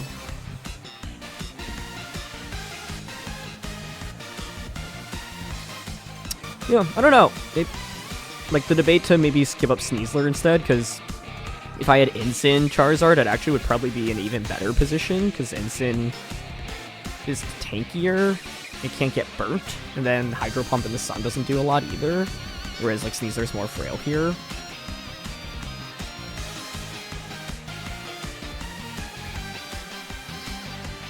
Yeah, Froslass protects, it's fine.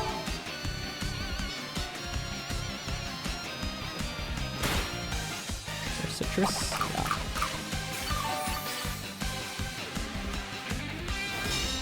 Yeah. It does leave this dilemma of this next turn, whether or not I like click Heat Wave to hedge for a double protect option. Because what they should do is try to double protect with Froslass, then KO Charizard, so I will click Heat Wave here.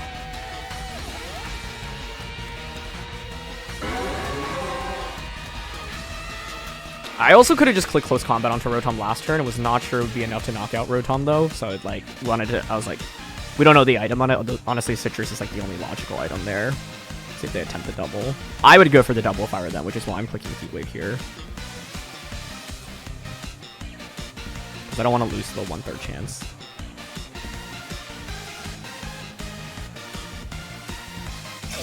Okay, Rotom goes for it. So now actually I could lose off a 10% chance off a miss. Let's see.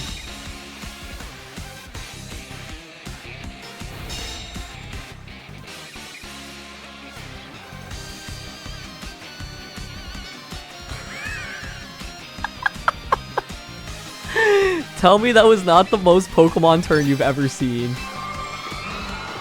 Kudos to them for making that call, honestly, though. Wow.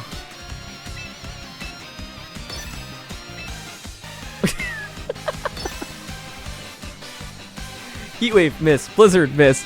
To be honest, though, if they had Shadow Ball, they should be clicking Shadow Ball there into Charizard, but...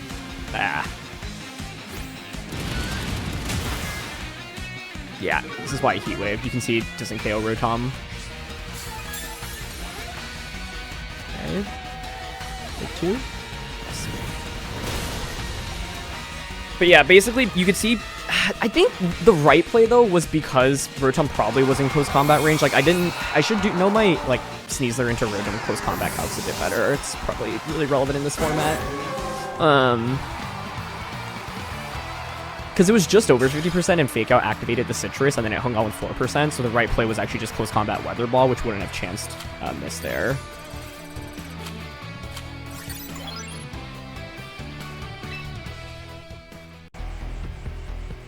You guys don't know how happy I am to be battling. I waited 20 minutes between the last match and this one. Charizard, Garchomp, Scovillain, Whimsicott, Dragonite, and Sneasler. Scovilly. Whims is pretty scary. I feel like Incin is important here. I see them going like Whims Char, Whims Chomp.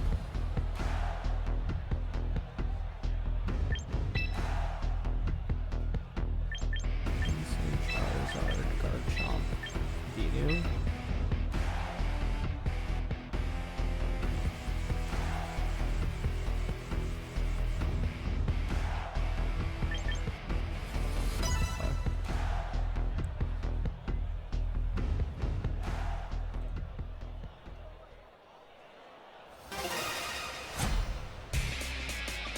Also, Ultra Ball ranked tier 3. Okay.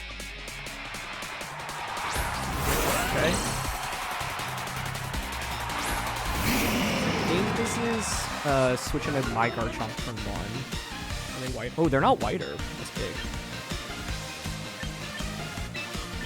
Switching Chomp. Protect turn 1. Then turn 2, Bulldoze, Heat Wave.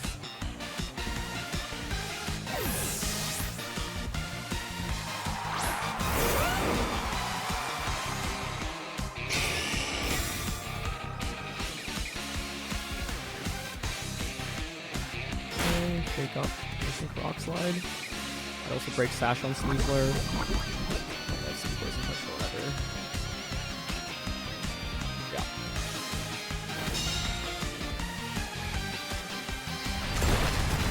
Use Life Orb is the question. But sorry, Life Orb is not in the game. Really?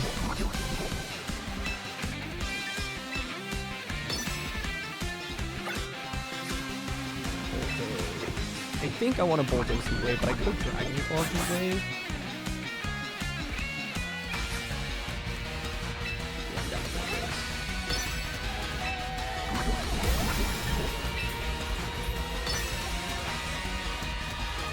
Okay, they don't switch, which is good.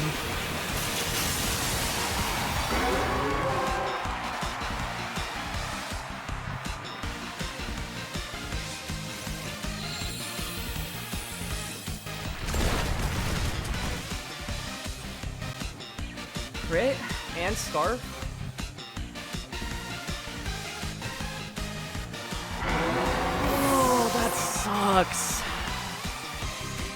I would have been in such good shape if they didn't crit there, because I would have lower Garchomp down to neutral, and then Heat Wave does a ton, and then my next Rock Slide. Ah.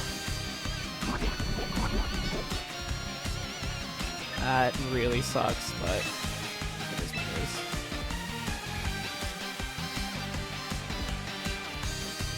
Like, I'm still happy with how I played the first 2 turns. I think they were right. I mean, I guess I could have switched Charizard out, but nah.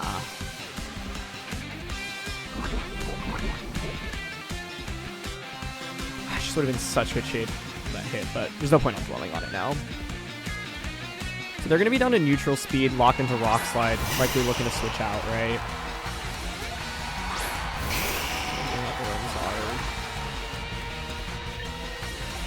I gotta switch it in.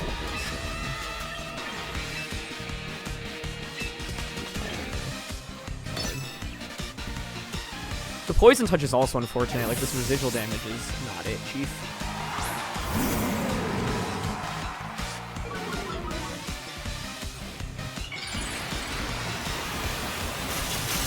If we hit this, if we hit it, we're actually, I think, fine, because then I can fake out Sludge Bomb next turn. Okay. It's fine.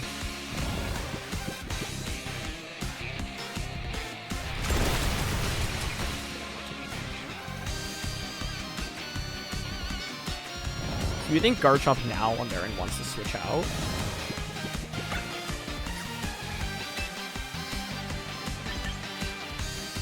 I could also just Darkest Lariat Sludge Bomb, to be honest. It's only 1 in 3 chance for them to wake up.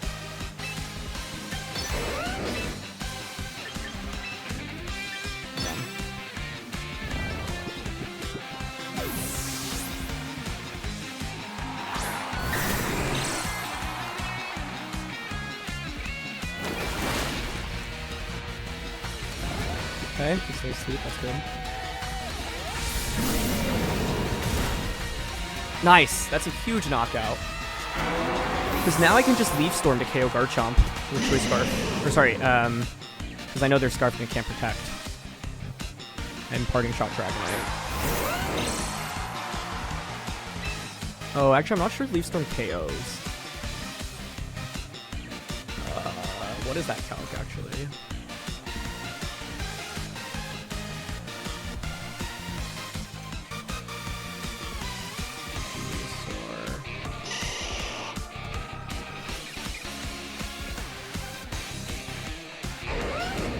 Nope, it's not gonna KO, which is unfortunate.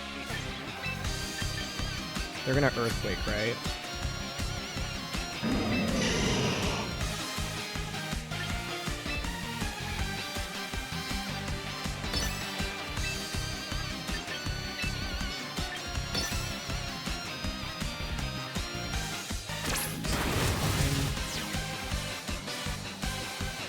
Nice. I wonder if the play there was to have gone for...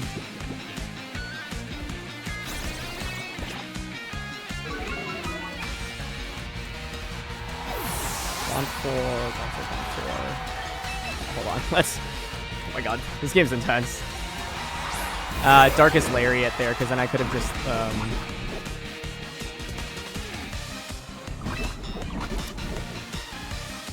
I mean, I survive an E-Speed here. I'm gonna Dragon Claw Chomp.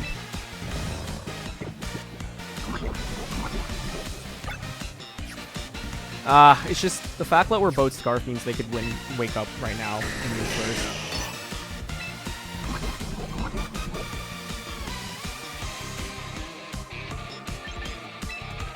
I'm gonna Sludge Bomb here. Please stay asleep. Okay, you live.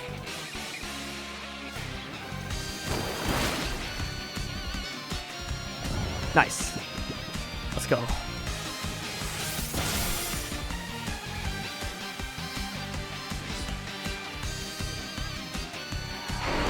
I think we should be good now. Oh, Sunlight does fade for leftovers. Okay.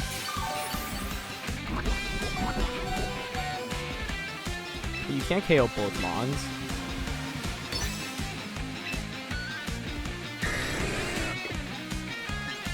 And I still have Citrus Instant in the back, so I should be good.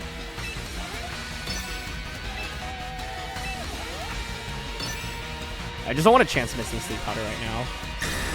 Protective makes sense.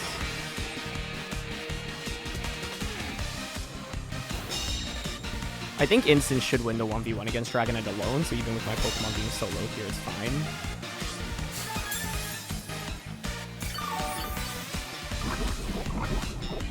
Yeah, I still have one hit in me.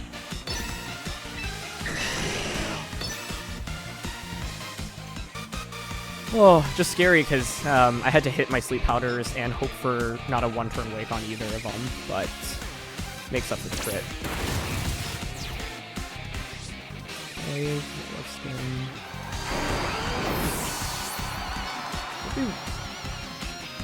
Worth considering. Oh, you know the thing is, I calc.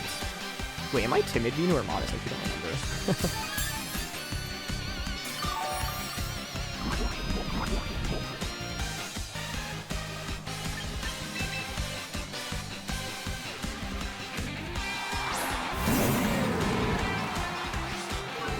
Yeah, it was multi-scale.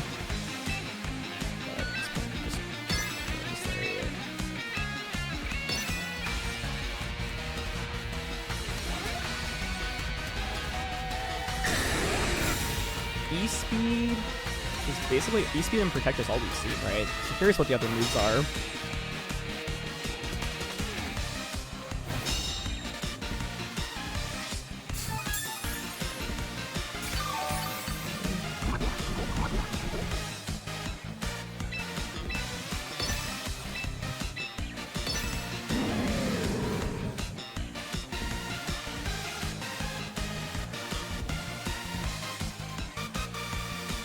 I guess theoretically, if they had Earthquake and crit me, oh, we're just faster. Yeah, if you have Earthquake, then it means you can't hit speed. And my beat is fast. Oof. Okay. Yeah, it was the crit was super frustrating because basically if they didn't crit, I would drop Garchomp speed, I'd get a Heat Wave off, then you have to bring out one of Charizard or Dragonite, but I get a guaranteed like Heat Wave off. I guess not necessarily guaranteed, but yeah. Why did I get less VP for that, even though I'm on a 16-game win streak? Huh. After another 10-minute wait, I've got a game, folks. And it feels like I'm playing 2015 with Kangaskhan, Sylveon, Gengar. Is that you, Marcus? Arcanine, Tyranitar, Sneasler. Marcus, for those that don't know, is Marcus Haman.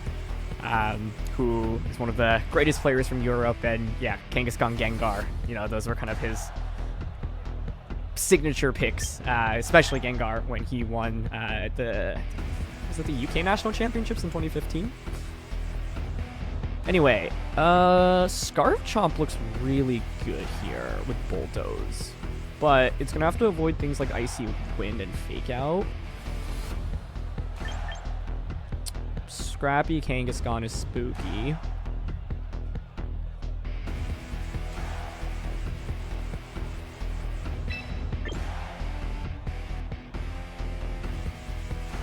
think I still bring Charizard, right? I mainly figure out who to drop.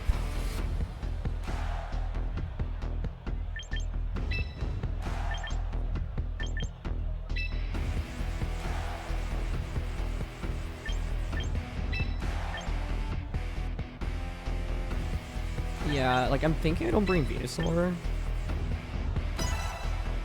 And I'm leading Sneasler Garchomp, mainly because I think if I lead Charizard, they could lead like Tyranitar, they could lead Arcanine.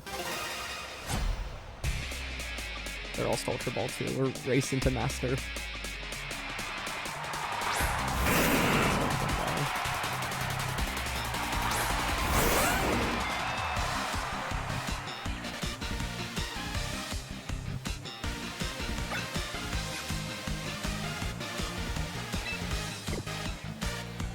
So you could Fake Out, I mean, Mega Kangaskhan, or choose to not Mega.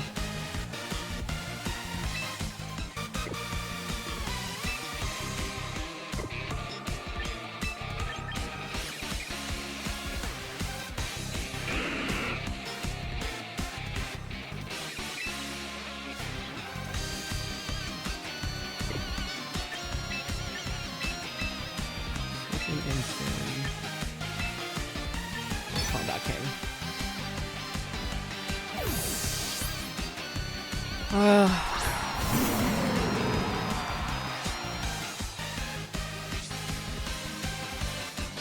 wasn't inner focus. I could have gone fake out in a Kang, but that's good to know. And they go Mega, okay. The question is, do they fake out Sneasler? You would think so, right?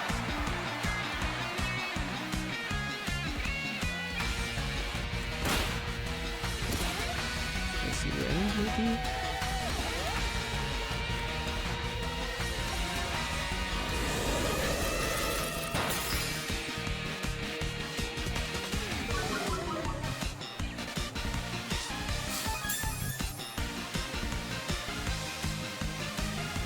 Question is whether or not Kangaskhan is Protect. Back in the day in 2015, it was standard to not run Protect on it, but 2015 anymore.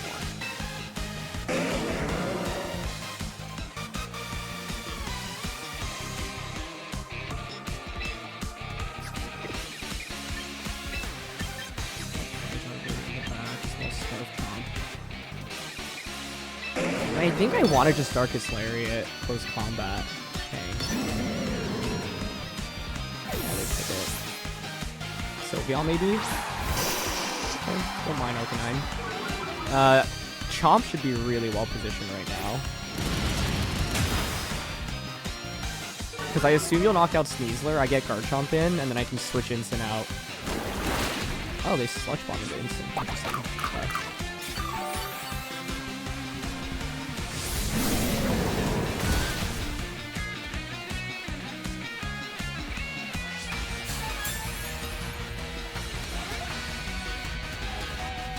I bet they have Extreme Speed on Arcanine.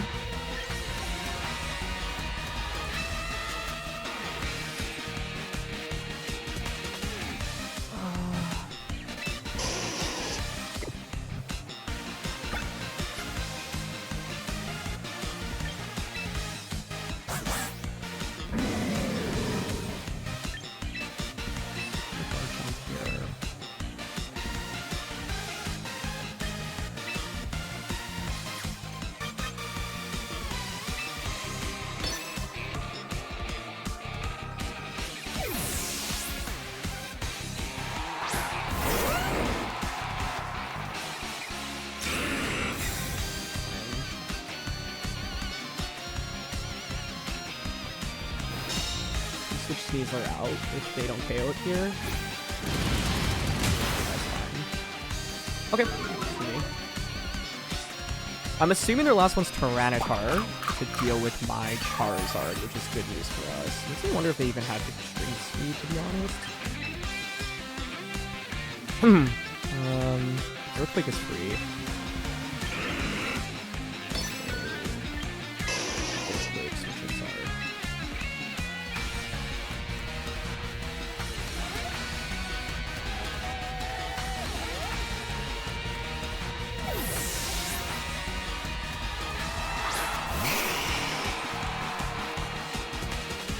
Oh, they did have E-Speed. Okay.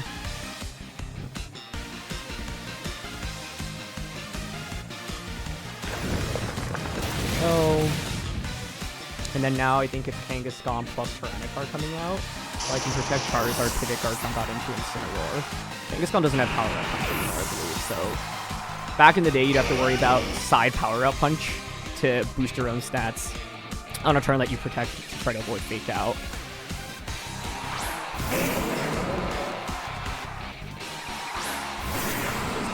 For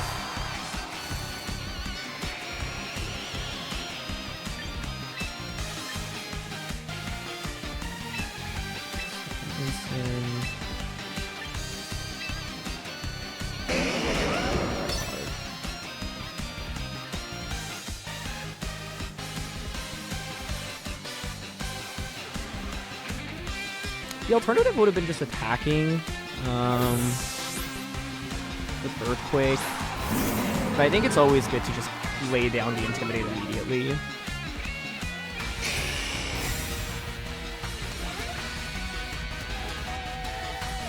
Yep, perfect.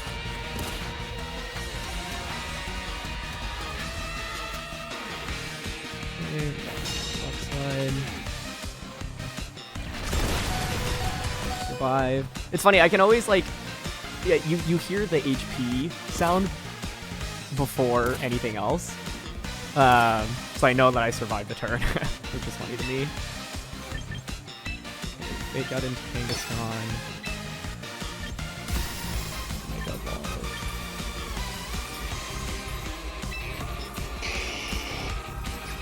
The other alternative is I could switch out, but I think it's fine. Yeah, I think we can just fake out here.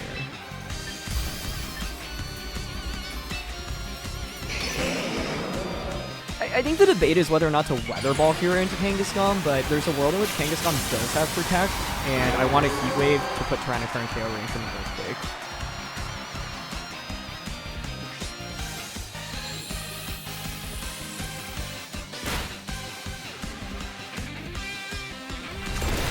Spark. That makes sense.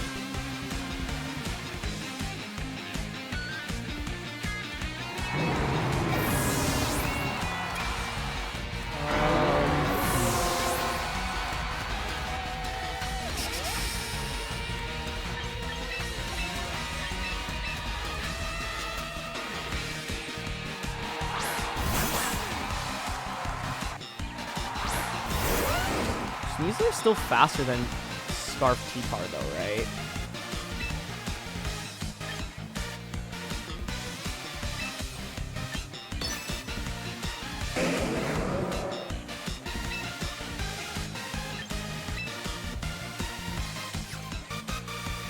Close combat. Dragon Ball.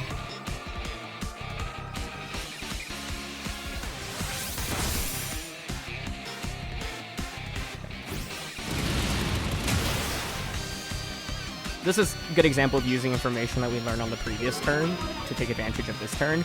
We know Tyranitar's locked in for Rock Slide. It's not going to do much damage. And yeah, the downside of Scarf Tar in this format is you're slower than Sneasler still, if you're max speed Sneasler.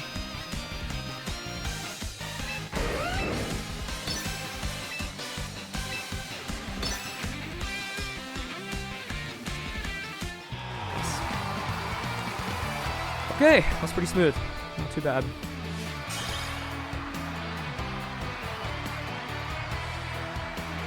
Where does that get us? 17 win streak. I feel like I'm like 2 to 3 wins away.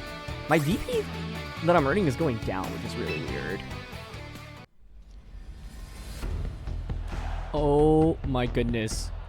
I waited an hour between the last match and this one. This one doesn't even get to Master Ball, it gets to Ultra Ball 1, I think. King Gambit, Clef. Haven't fought against a Clef yet. Sneasler, Dragapult, Froslass, Garchomp. No ground resistances, so immediate impression is Scarf Chomp, plus Charizard looks really good here. Although, I'm worried about like Scarf Bolt, also Clear Body Bolt.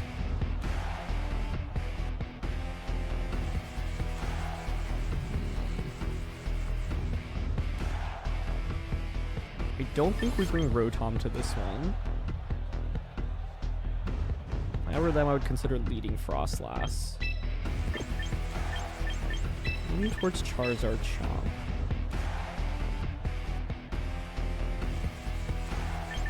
Instinct gives me a Dragapult switch in and then Viewer in the back. Okay. I'm assuming, like, at Ultra... I don't know, once you're in Ultra Ball, it's like kind of hard to fight people that are not exactly the same tier as you. So like, this is someone who's also Ultra Ball 2, I think. But let's see. It is 2:52 a.m. right now. We're on the grind. Yeah, they are Ultra Ball 2 too.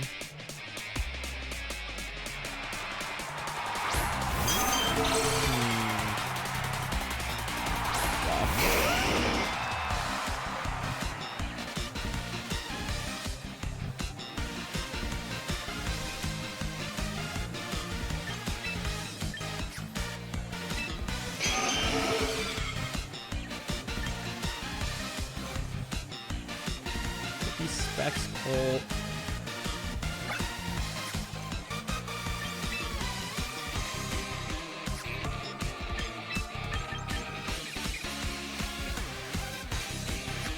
You'd expect them to follow me, right?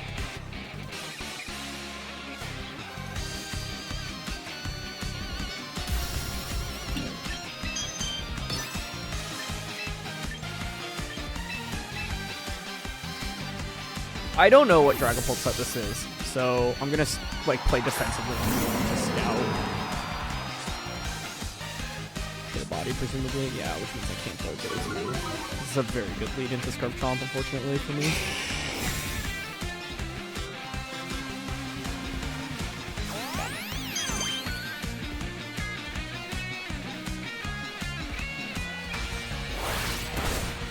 Darts. That did like a billion damage. Jeez.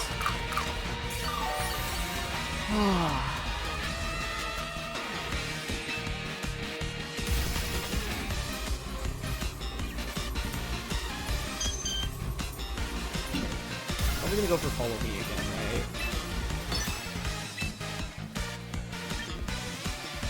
I could see Clef, like Dragon Ball just attacking and Clef protecting. But I'd really like to knock out Clef here.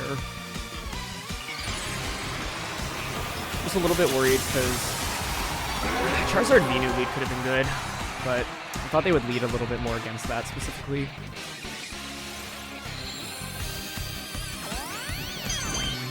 Hope is to knock out Clef here.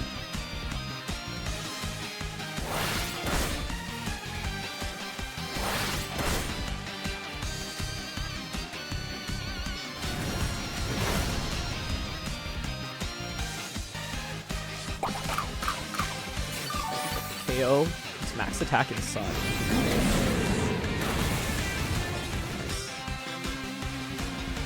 Worried about Froslass now, though.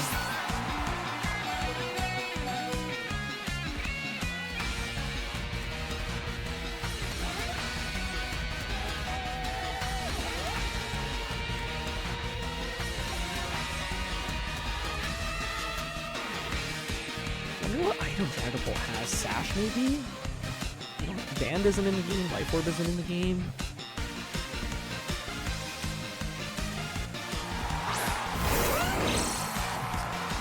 Not like Froslass, that is interesting. You also get an indication of if it's Choice Scarf or not here. Nice sacrifice in here.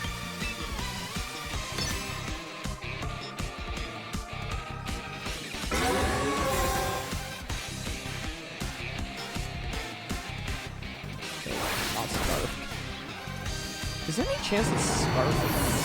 That would be so crazy, right? Rock Slide.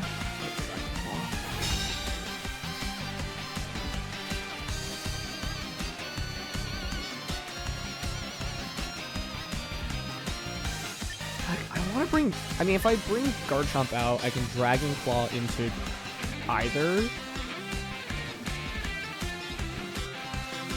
I think I go Venu here. Basically put Garchomp to sleep.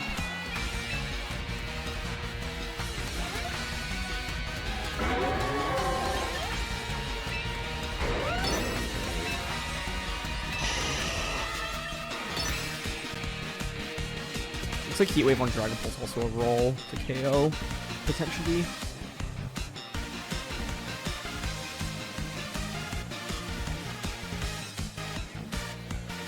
The way I win is getting a Bulldoze. I mean, I'm assuming Froslass is their last one. Is getting a Bulldoze off. I'd be very happy if it was like Sneasler or what from Gambit. Okay, we hit. That's good.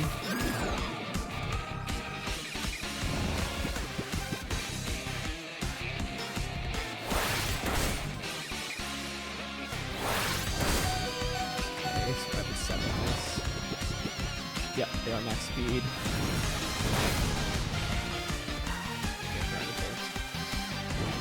Oh, but we burn! Okay. That's big.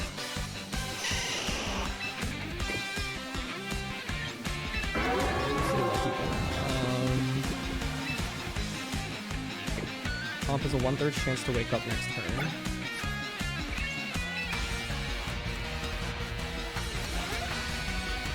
maybe Froslass? Seems there or Kingambit.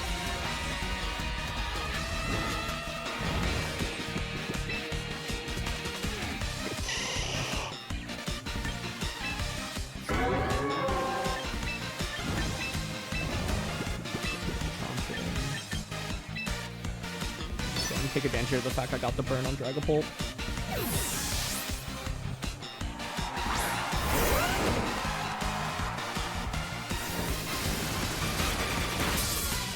Nice. Okay. If their last one's Froslass, a Bulldoze should do it for me.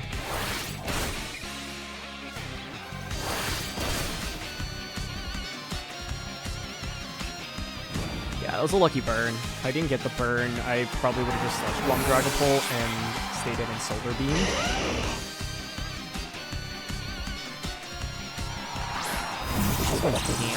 Okay, that's fine.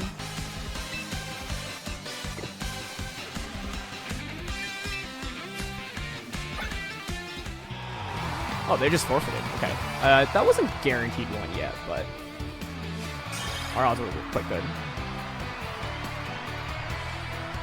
So my last game ended at 2:58 a.m. We are, as you can see, Ultra Ball tier, rank 1. I'm either 1 or 2 games away from Master Ball tier, and I think that would mean 1 or 2 games away from being the first to reach rank number 1, given that I haven't lost yet, but no one else has reached Ultra Ball tier yet, and at this point it's been taking 30 minutes to an hour to get a game, but we're so close, so we're gonna tough it out. Oh my gosh, guys. We got one. And this is a really cool team, quite frankly. Diggersby. Okay, goodbye, clock. That's not the clock. Goodbye, clock. Third time's the charm. Goodbye, clock. Okay, Froslass, Milo, Incin, Manectric, Diggersby, and Sneasler. First impression is Garchomp, Bulldoze plus Charizard looks pretty nasty. Venusaur looks good as well. This could be a Rotom game. Good into Incin, Diggersby. But it could also just be my own Sneasler to deal with Diggersby. I don't hate that either.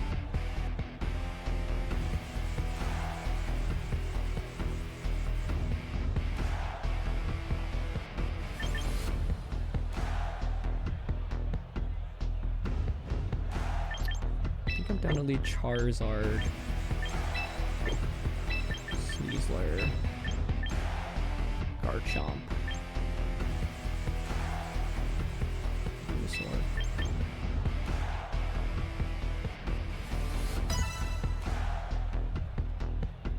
Okay.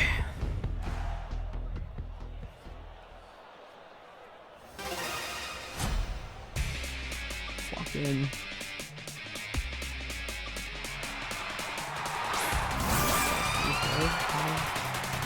Well, I didn't want to lose Garchomp.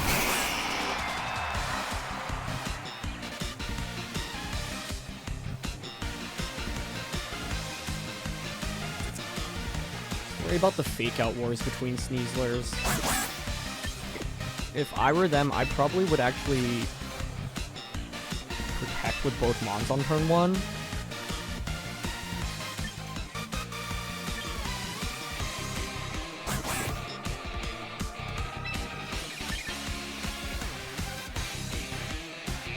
Basically, I'm leaning towards, I could just like fake out in regular Heat Wave here.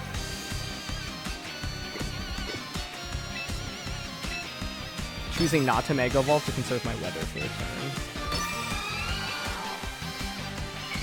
They did Mega Evolve, so I could have just Mega. Oh, but that means it's potentially a Sneasler speed tie on turn 1, which really sucks.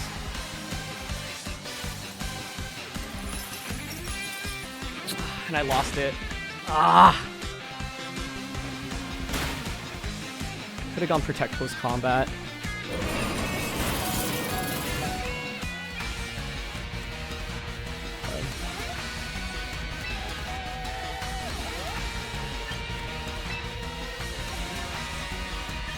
Rock Tomb, Protector. I just really didn't think they would, like, because yeah, me just Megaing Charizard was like kind of such an obvious play. Lost both Speed Ties, which sucks too, but it's okay. Free switch into Garchomp, and then I can go Bulldoze Heat Wave.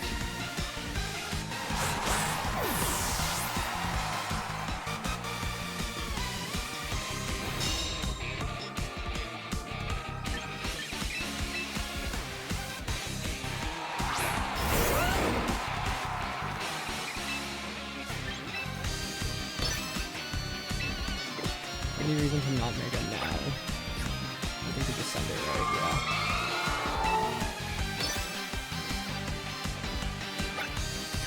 What could they switch in? Ensign?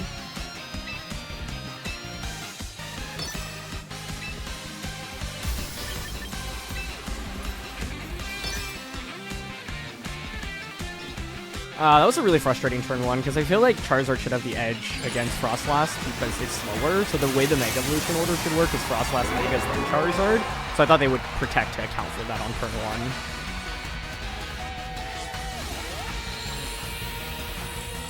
Okay, nice.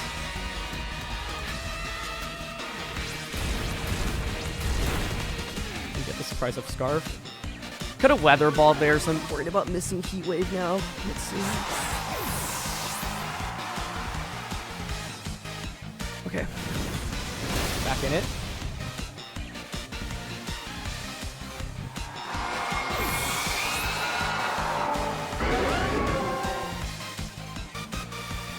Their team is pretty Garchomp weak, honestly, so clearing Froslass is big. Diggersby is fine.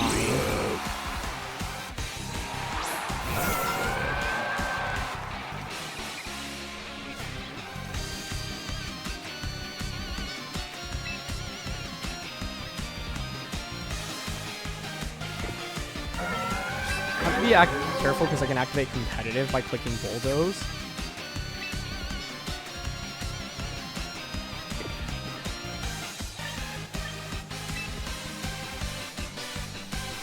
What do we think is the Diggersby set? Because I have Venusaur in the back. Diggersby's slow, but it could be like Scarf Diggersby.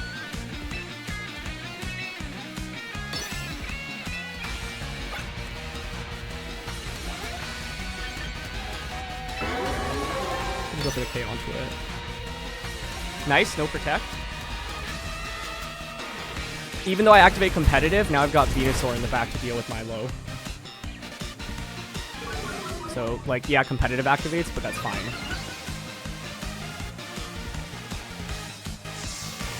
It should KO, right? Okay.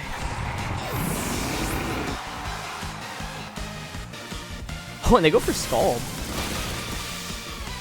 It's kind of awkward, actually, given that Venusaur, like, I have to attack myself. It's fine, I just could miss my own move. We can always click Bulldoze here, though, and protect with Venusaur, just to make sure I don't break my dash this turn.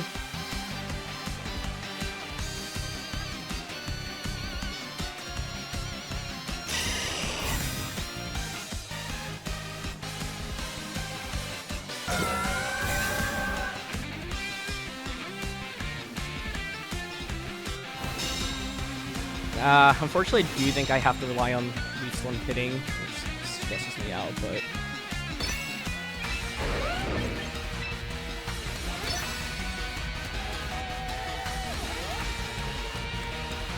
Okay. Let's go. Yeah, I was just surprised at turn 1, because I think if I had Mega, my opponent would have been in pretty... Like, I could have Protect Charizard. And it's like if they lost the speed tie, fake out Mega Charizard, Heat Wave, double KO, probably just like wins on the spot. It's like, give me the Master or my one away. Ah!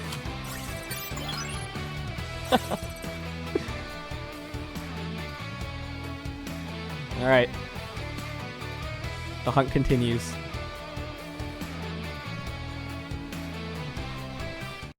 We did it. We got one. Let's do it.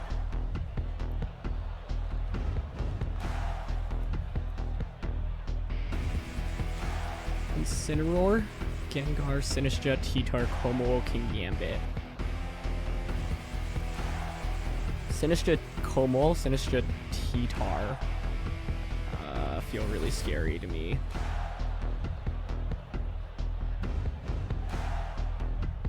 As leads. Overcoat, likely a possibility.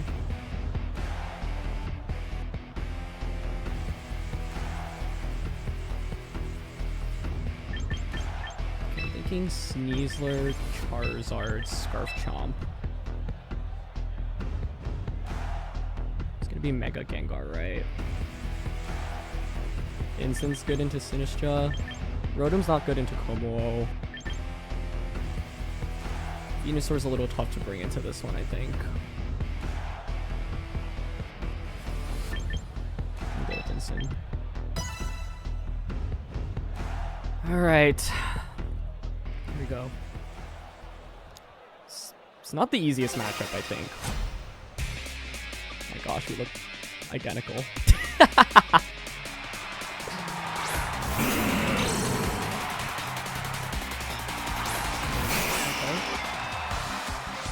Rock Tomb should be really good here, I think.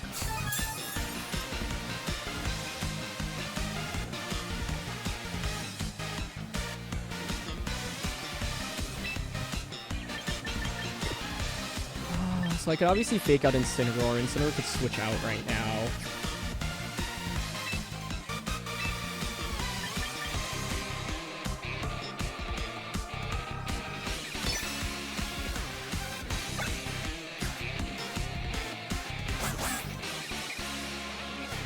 I don't mind fake out Terra with Mega Evolve Heat Wave.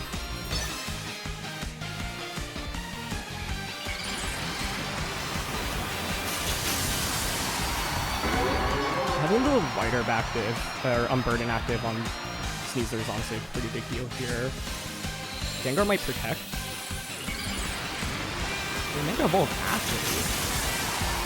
What in the world is the speed order then?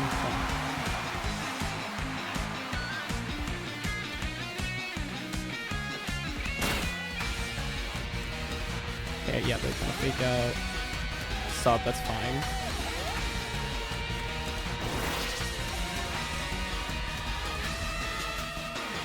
Okay, he could connect.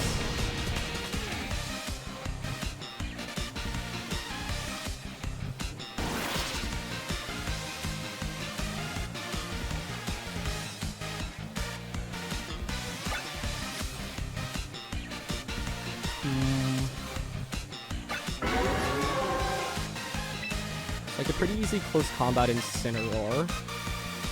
That could go into Sinistcha. I'm like low-key thinking Rock Tomb here into Gengar and Heat Wave.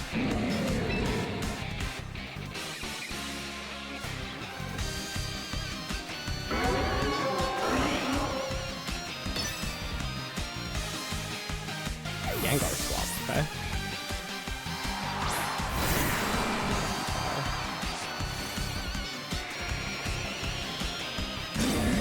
Hallucinate Protect, okay. That makes sense.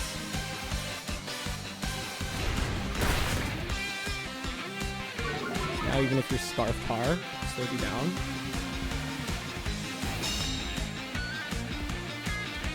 My guess is we're gonna see a Gengar switch back in now, this next turn, for one of the 2 slots. But I have Weather Ball, so I can just close combat. Weather Ball. I think I'm down for that. Ideally, they switch Instant out into Gengar.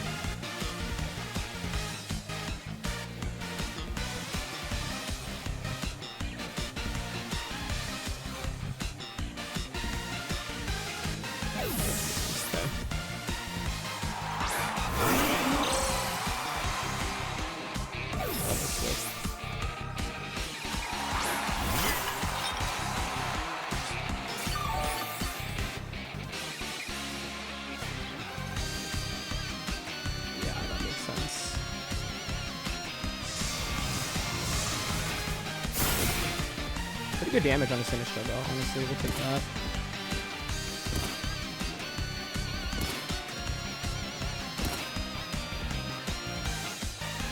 Scarf Chomp should be really good if we take care of Sinistcha.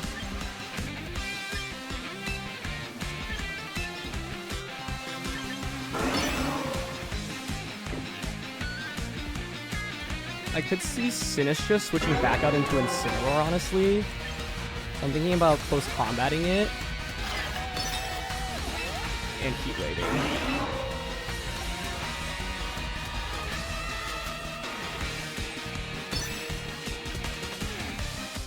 Nice. Let's go.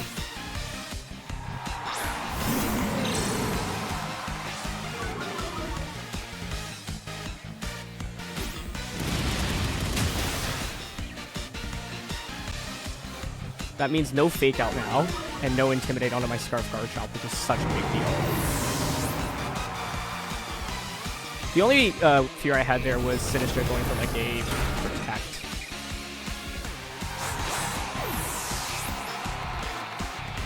Okay, nice. A ton of damage.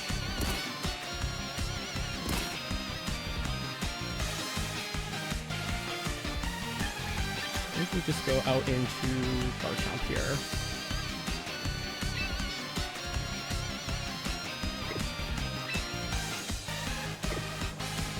Let's think it through, because this is the game that gets us to rank number 1 potentially. I would probably bring out Sinistcha, but then this is where Scarf Garchomp should just win. If I bring out Incineroar, they could bring out Tyranitar. Yeah, like I think I just want to make sure I have the fastest Pokemon out.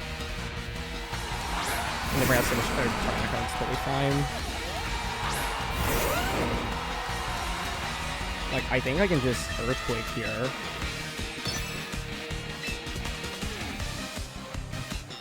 And Heat Wave, which covers for the Sinistcha switch in. We're so close. Okay, that's fine. It's a good switch, though.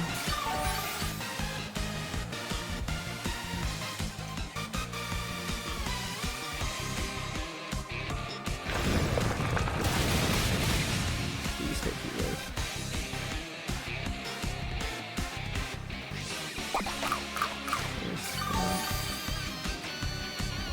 Ah, it's Scarf! I could have switched into Incin there.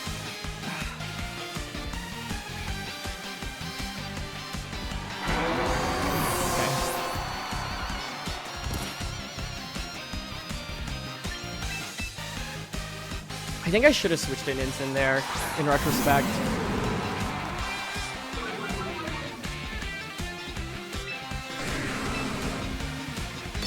But I think Garchomp might still be able to clutch it out for us.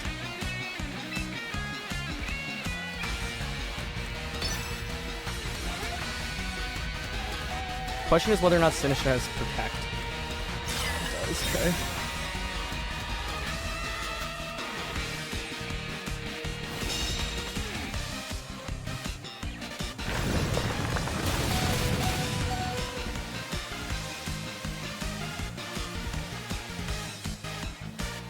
Yeah, I was worried about like a random Ice Punch from Tyranitar.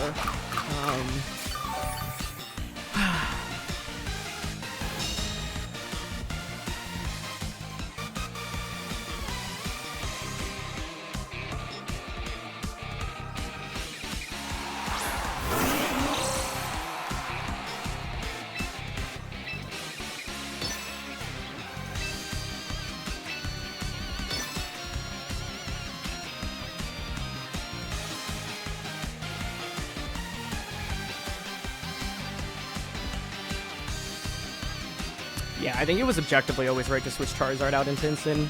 Should have thought about the Scarf Chomp. I'm worried about Sap Sipper or Will-O-Wisp. Sinistcha, no. I'm hoping it's just Machagacha.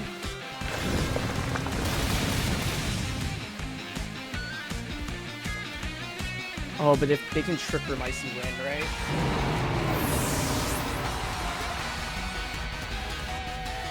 Okay, please no burn, please no burn, please no burn. No!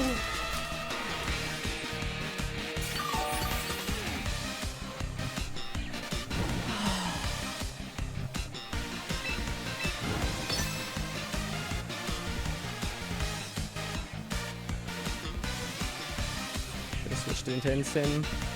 And they get the double.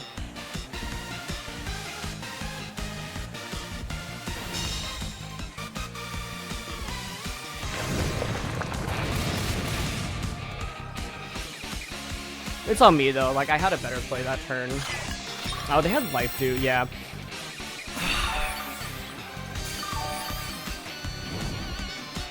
Because I think with Intimidate, even if they had Ice Punch, I would have survived.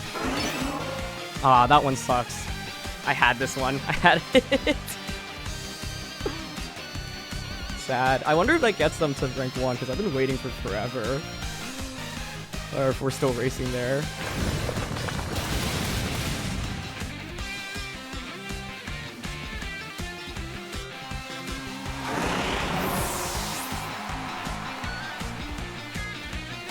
Yeah, I missed the recon.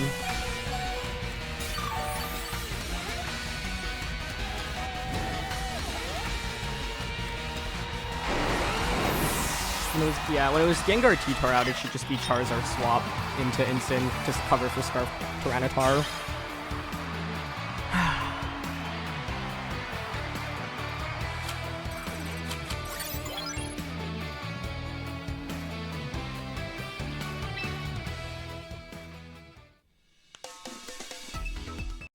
Well, that was fast. Charizard, Venu, Aegislash, Whimsicott, Garchomp, Sneasler. This is scary.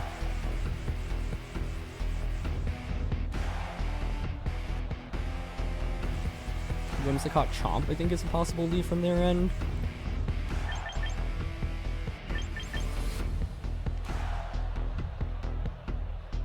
Instant looks good into their team, I will say. Instant, Charizard, Venu, Chomp.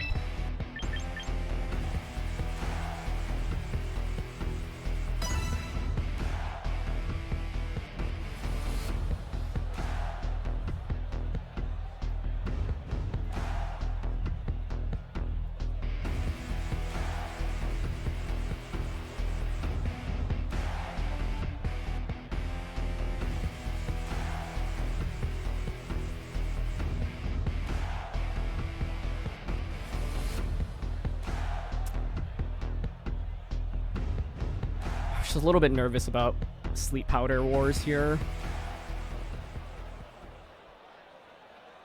But also happy we found a battle so quickly right after.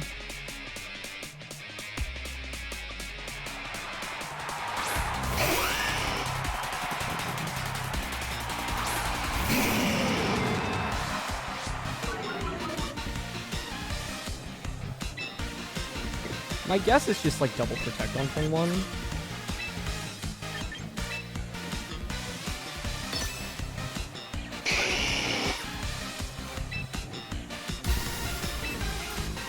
But if for some reason they don't have protect on whims, we take those. Switch, okay. Good switch.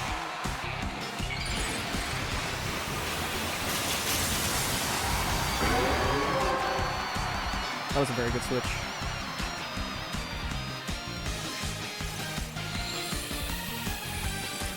Yeah, that makes sense. Makes me think Whimsicott doesn't have Protect then, because otherwise I think Protect is pretty safe there.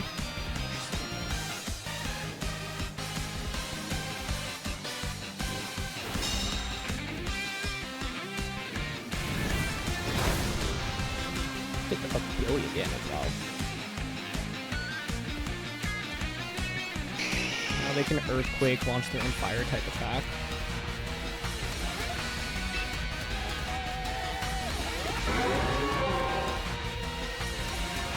Them rock sliding as well. Parting shot.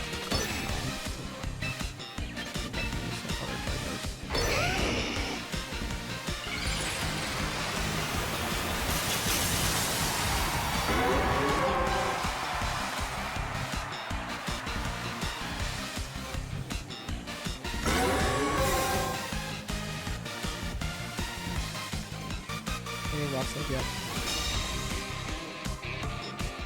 Nice, we get to dodge, that's lucky. And they overheat. Oh, double dodge. Wow. That's super lucky.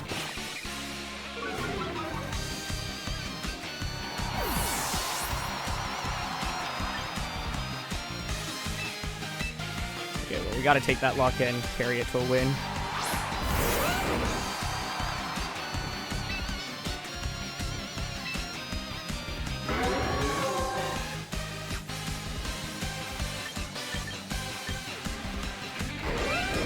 Let's just rock sliding here. Fire's really good into them in general. They could go for their own rock sliding heat wave. They could switch out into Incin.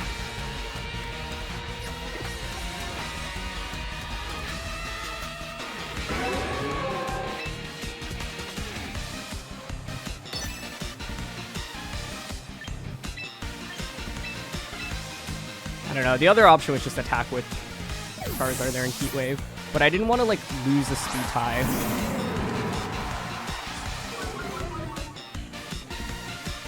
Okay, Charizard switches, that makes sense. Rock Slide Heat Wave there would have been like honestly winning.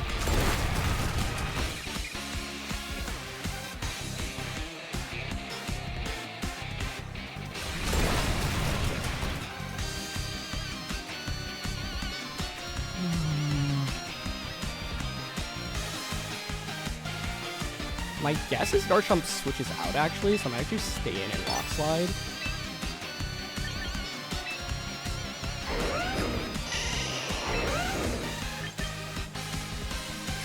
I mean, they could also just protect Venusaur Earthquake right now, right? But I don't want to switch in and get Sleep Powdered.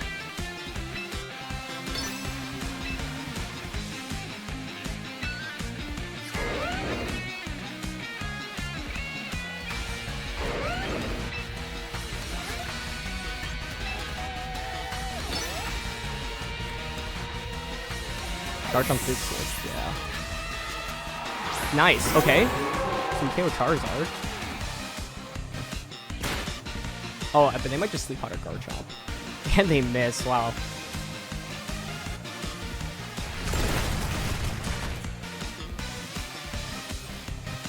I've gotten super lucky this game, but still not even over.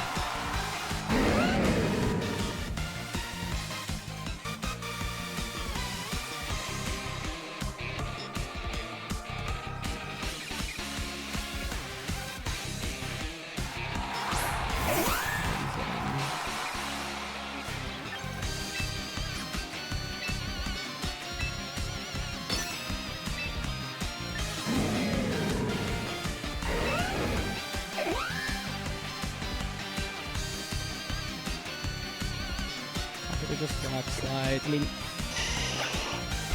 last turn of Sunlight. Oh, I could actually switch in my own Venusaur right now. Well, it depends on who we think they're targeting, right?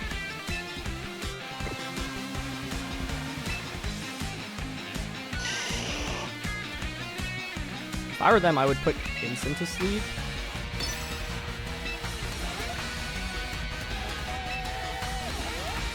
You can actually just attack with both here. Oh my god. Sorry, dude.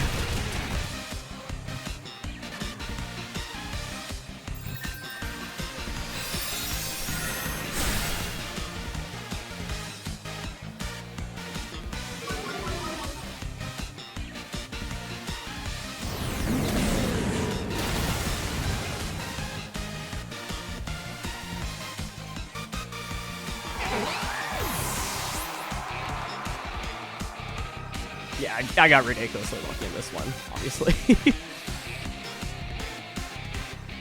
Nothing else to be said about it. Just dodged like every attack.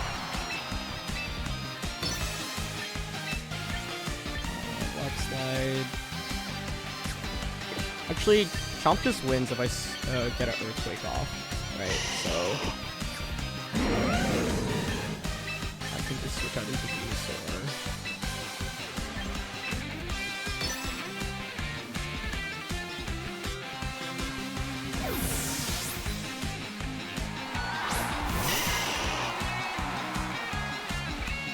They should protect Earthquake, but then I get my Garchomp out and then Earthquake.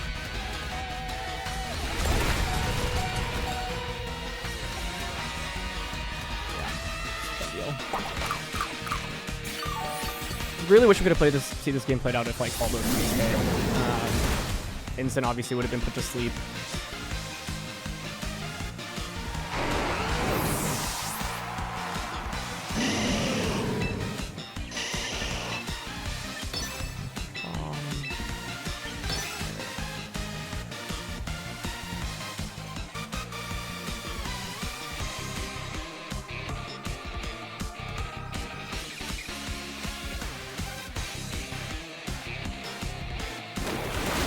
Speed too. Well, actually no, I'm mono.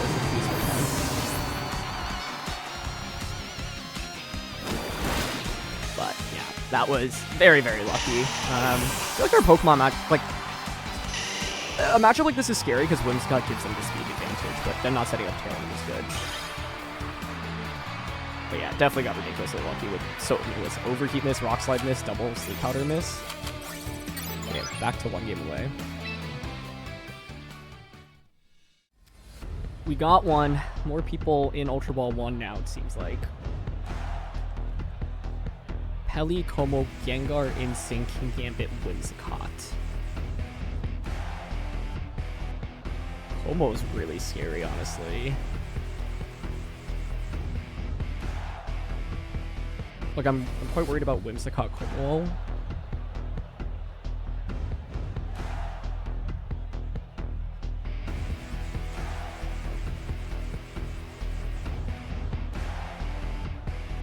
I'm gonna be honest, I don't see a great... Like, if I were them, I'd probably go Whimsicott, Como, Gengar, Pelipper.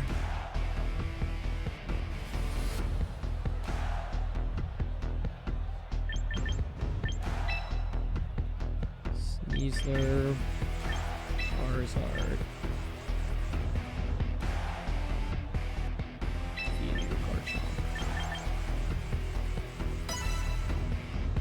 I feel like Como under Tailwind kind of clears me, which is what I'm really worried about.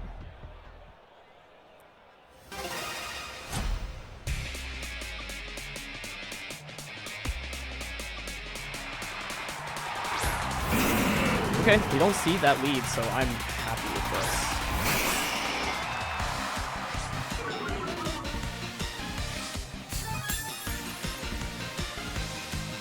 My guess is Gengar Mega Evolves turn 1, protects.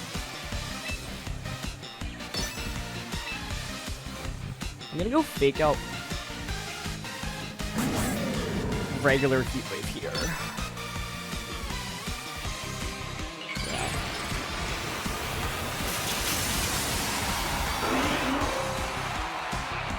Maybe they don't protect, I don't know. I like did Mega Evolve because I wanted to conserve. Okay. Yeah, win the Weather War against Pelipper.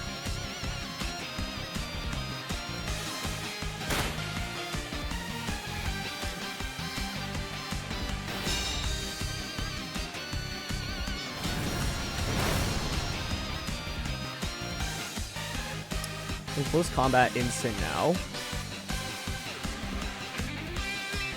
Like, I also have the surprise of Rock Tomb, so I'm thinking about sniping Gengar immediately here.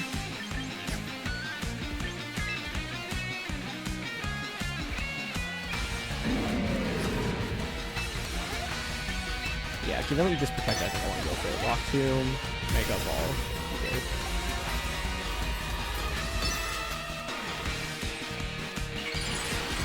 Okay, they stay with both, which is fine by me.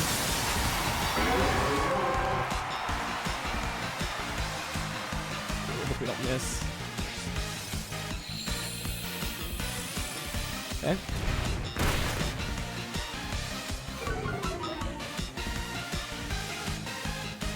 Nice. Nice. Okay.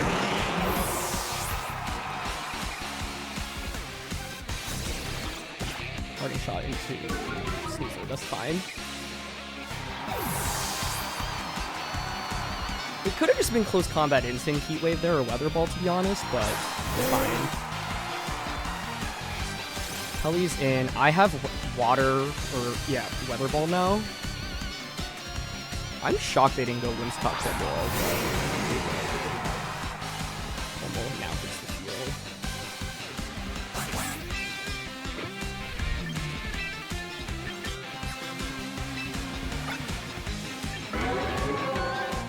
I can see Tailwind coming up right now.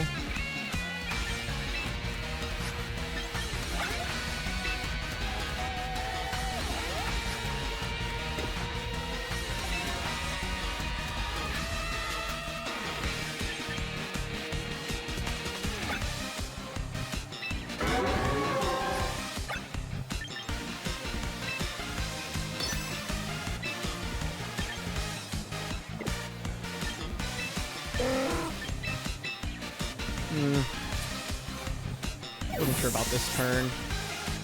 Like, I feel like I should be targeting Tomo.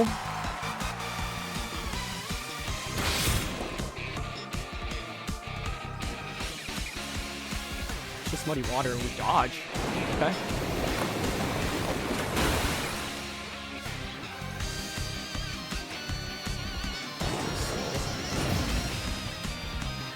That's fine, I think, though, right?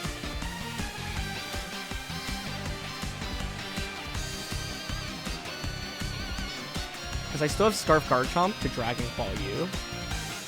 Is that Pelipper Choice Scarf? It looks like it, right?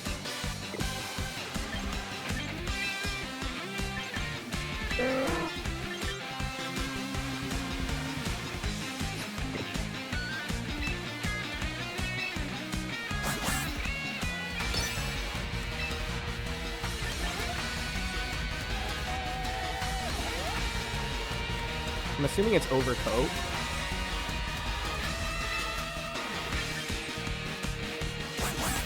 I'm gonna knock out Pelipper to win the Weather War.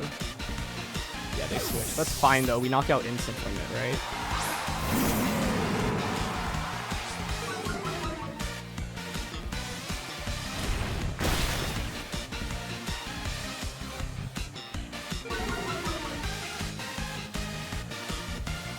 Yep.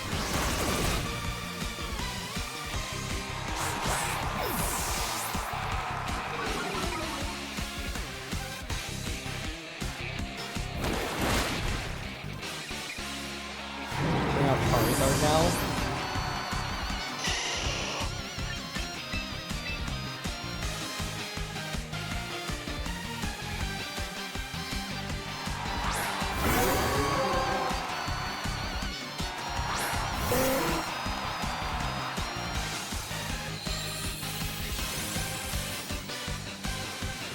Wait, they're not scarfed.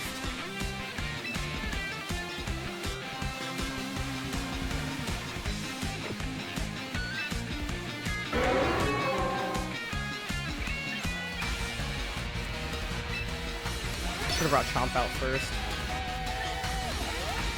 And then switched in Charizard, yeah.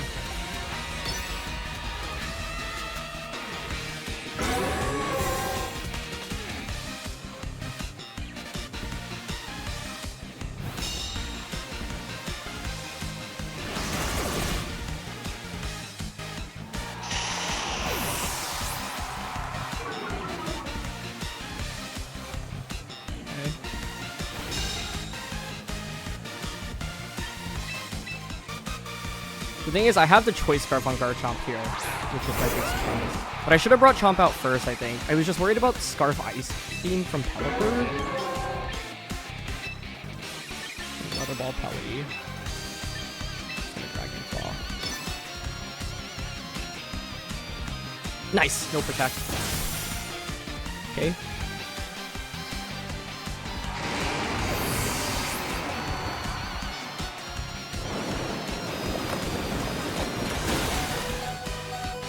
They were, wait. They were scarfed, right?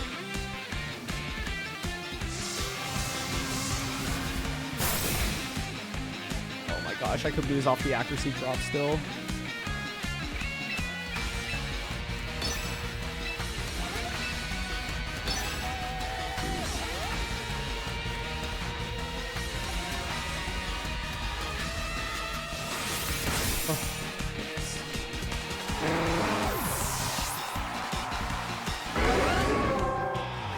Yeah, it was Scarf, but I overrode the weather, and then they overrode it back. Is that right? Hold on. Okay, well...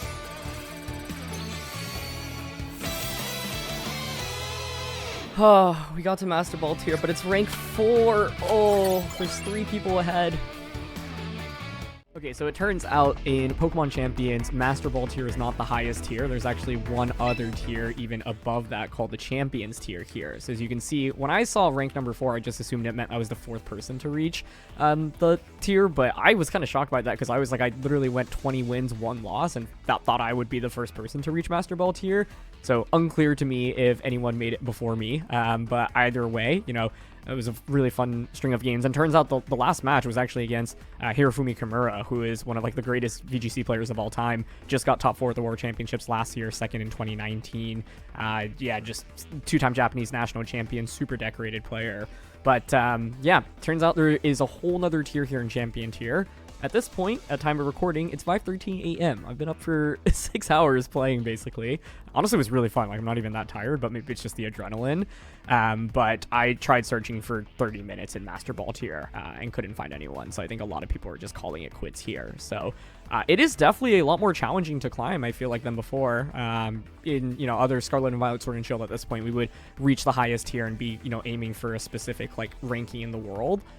So yeah, unclear to me if it's the same progression from rank 4, 3, 2, 1 like others, because like there is a rating that's shown here and it says tallying results, so I don't know what that exactly means, and I don't know if it's like if you have played other games like, for example, TFT or League of Legends, where like it's kind of like Grandmaster Challenger-esque, and it's based on like your rating at the end of the day rather than a certain amount of wins. I think that would make sense given that my rating is being shown on the screen here. But yeah, for all intents and purposes, I think we were definitely one of, if not the first person to reach Master Ball tier in Pokemon Champions, which is awesome. And so, yeah, that was my goal. Don't know exactly what Master Ball tier entails of, so we'll find out more as more people end up reaching the rank. But this was a super fun one, so thank you for following in the journey.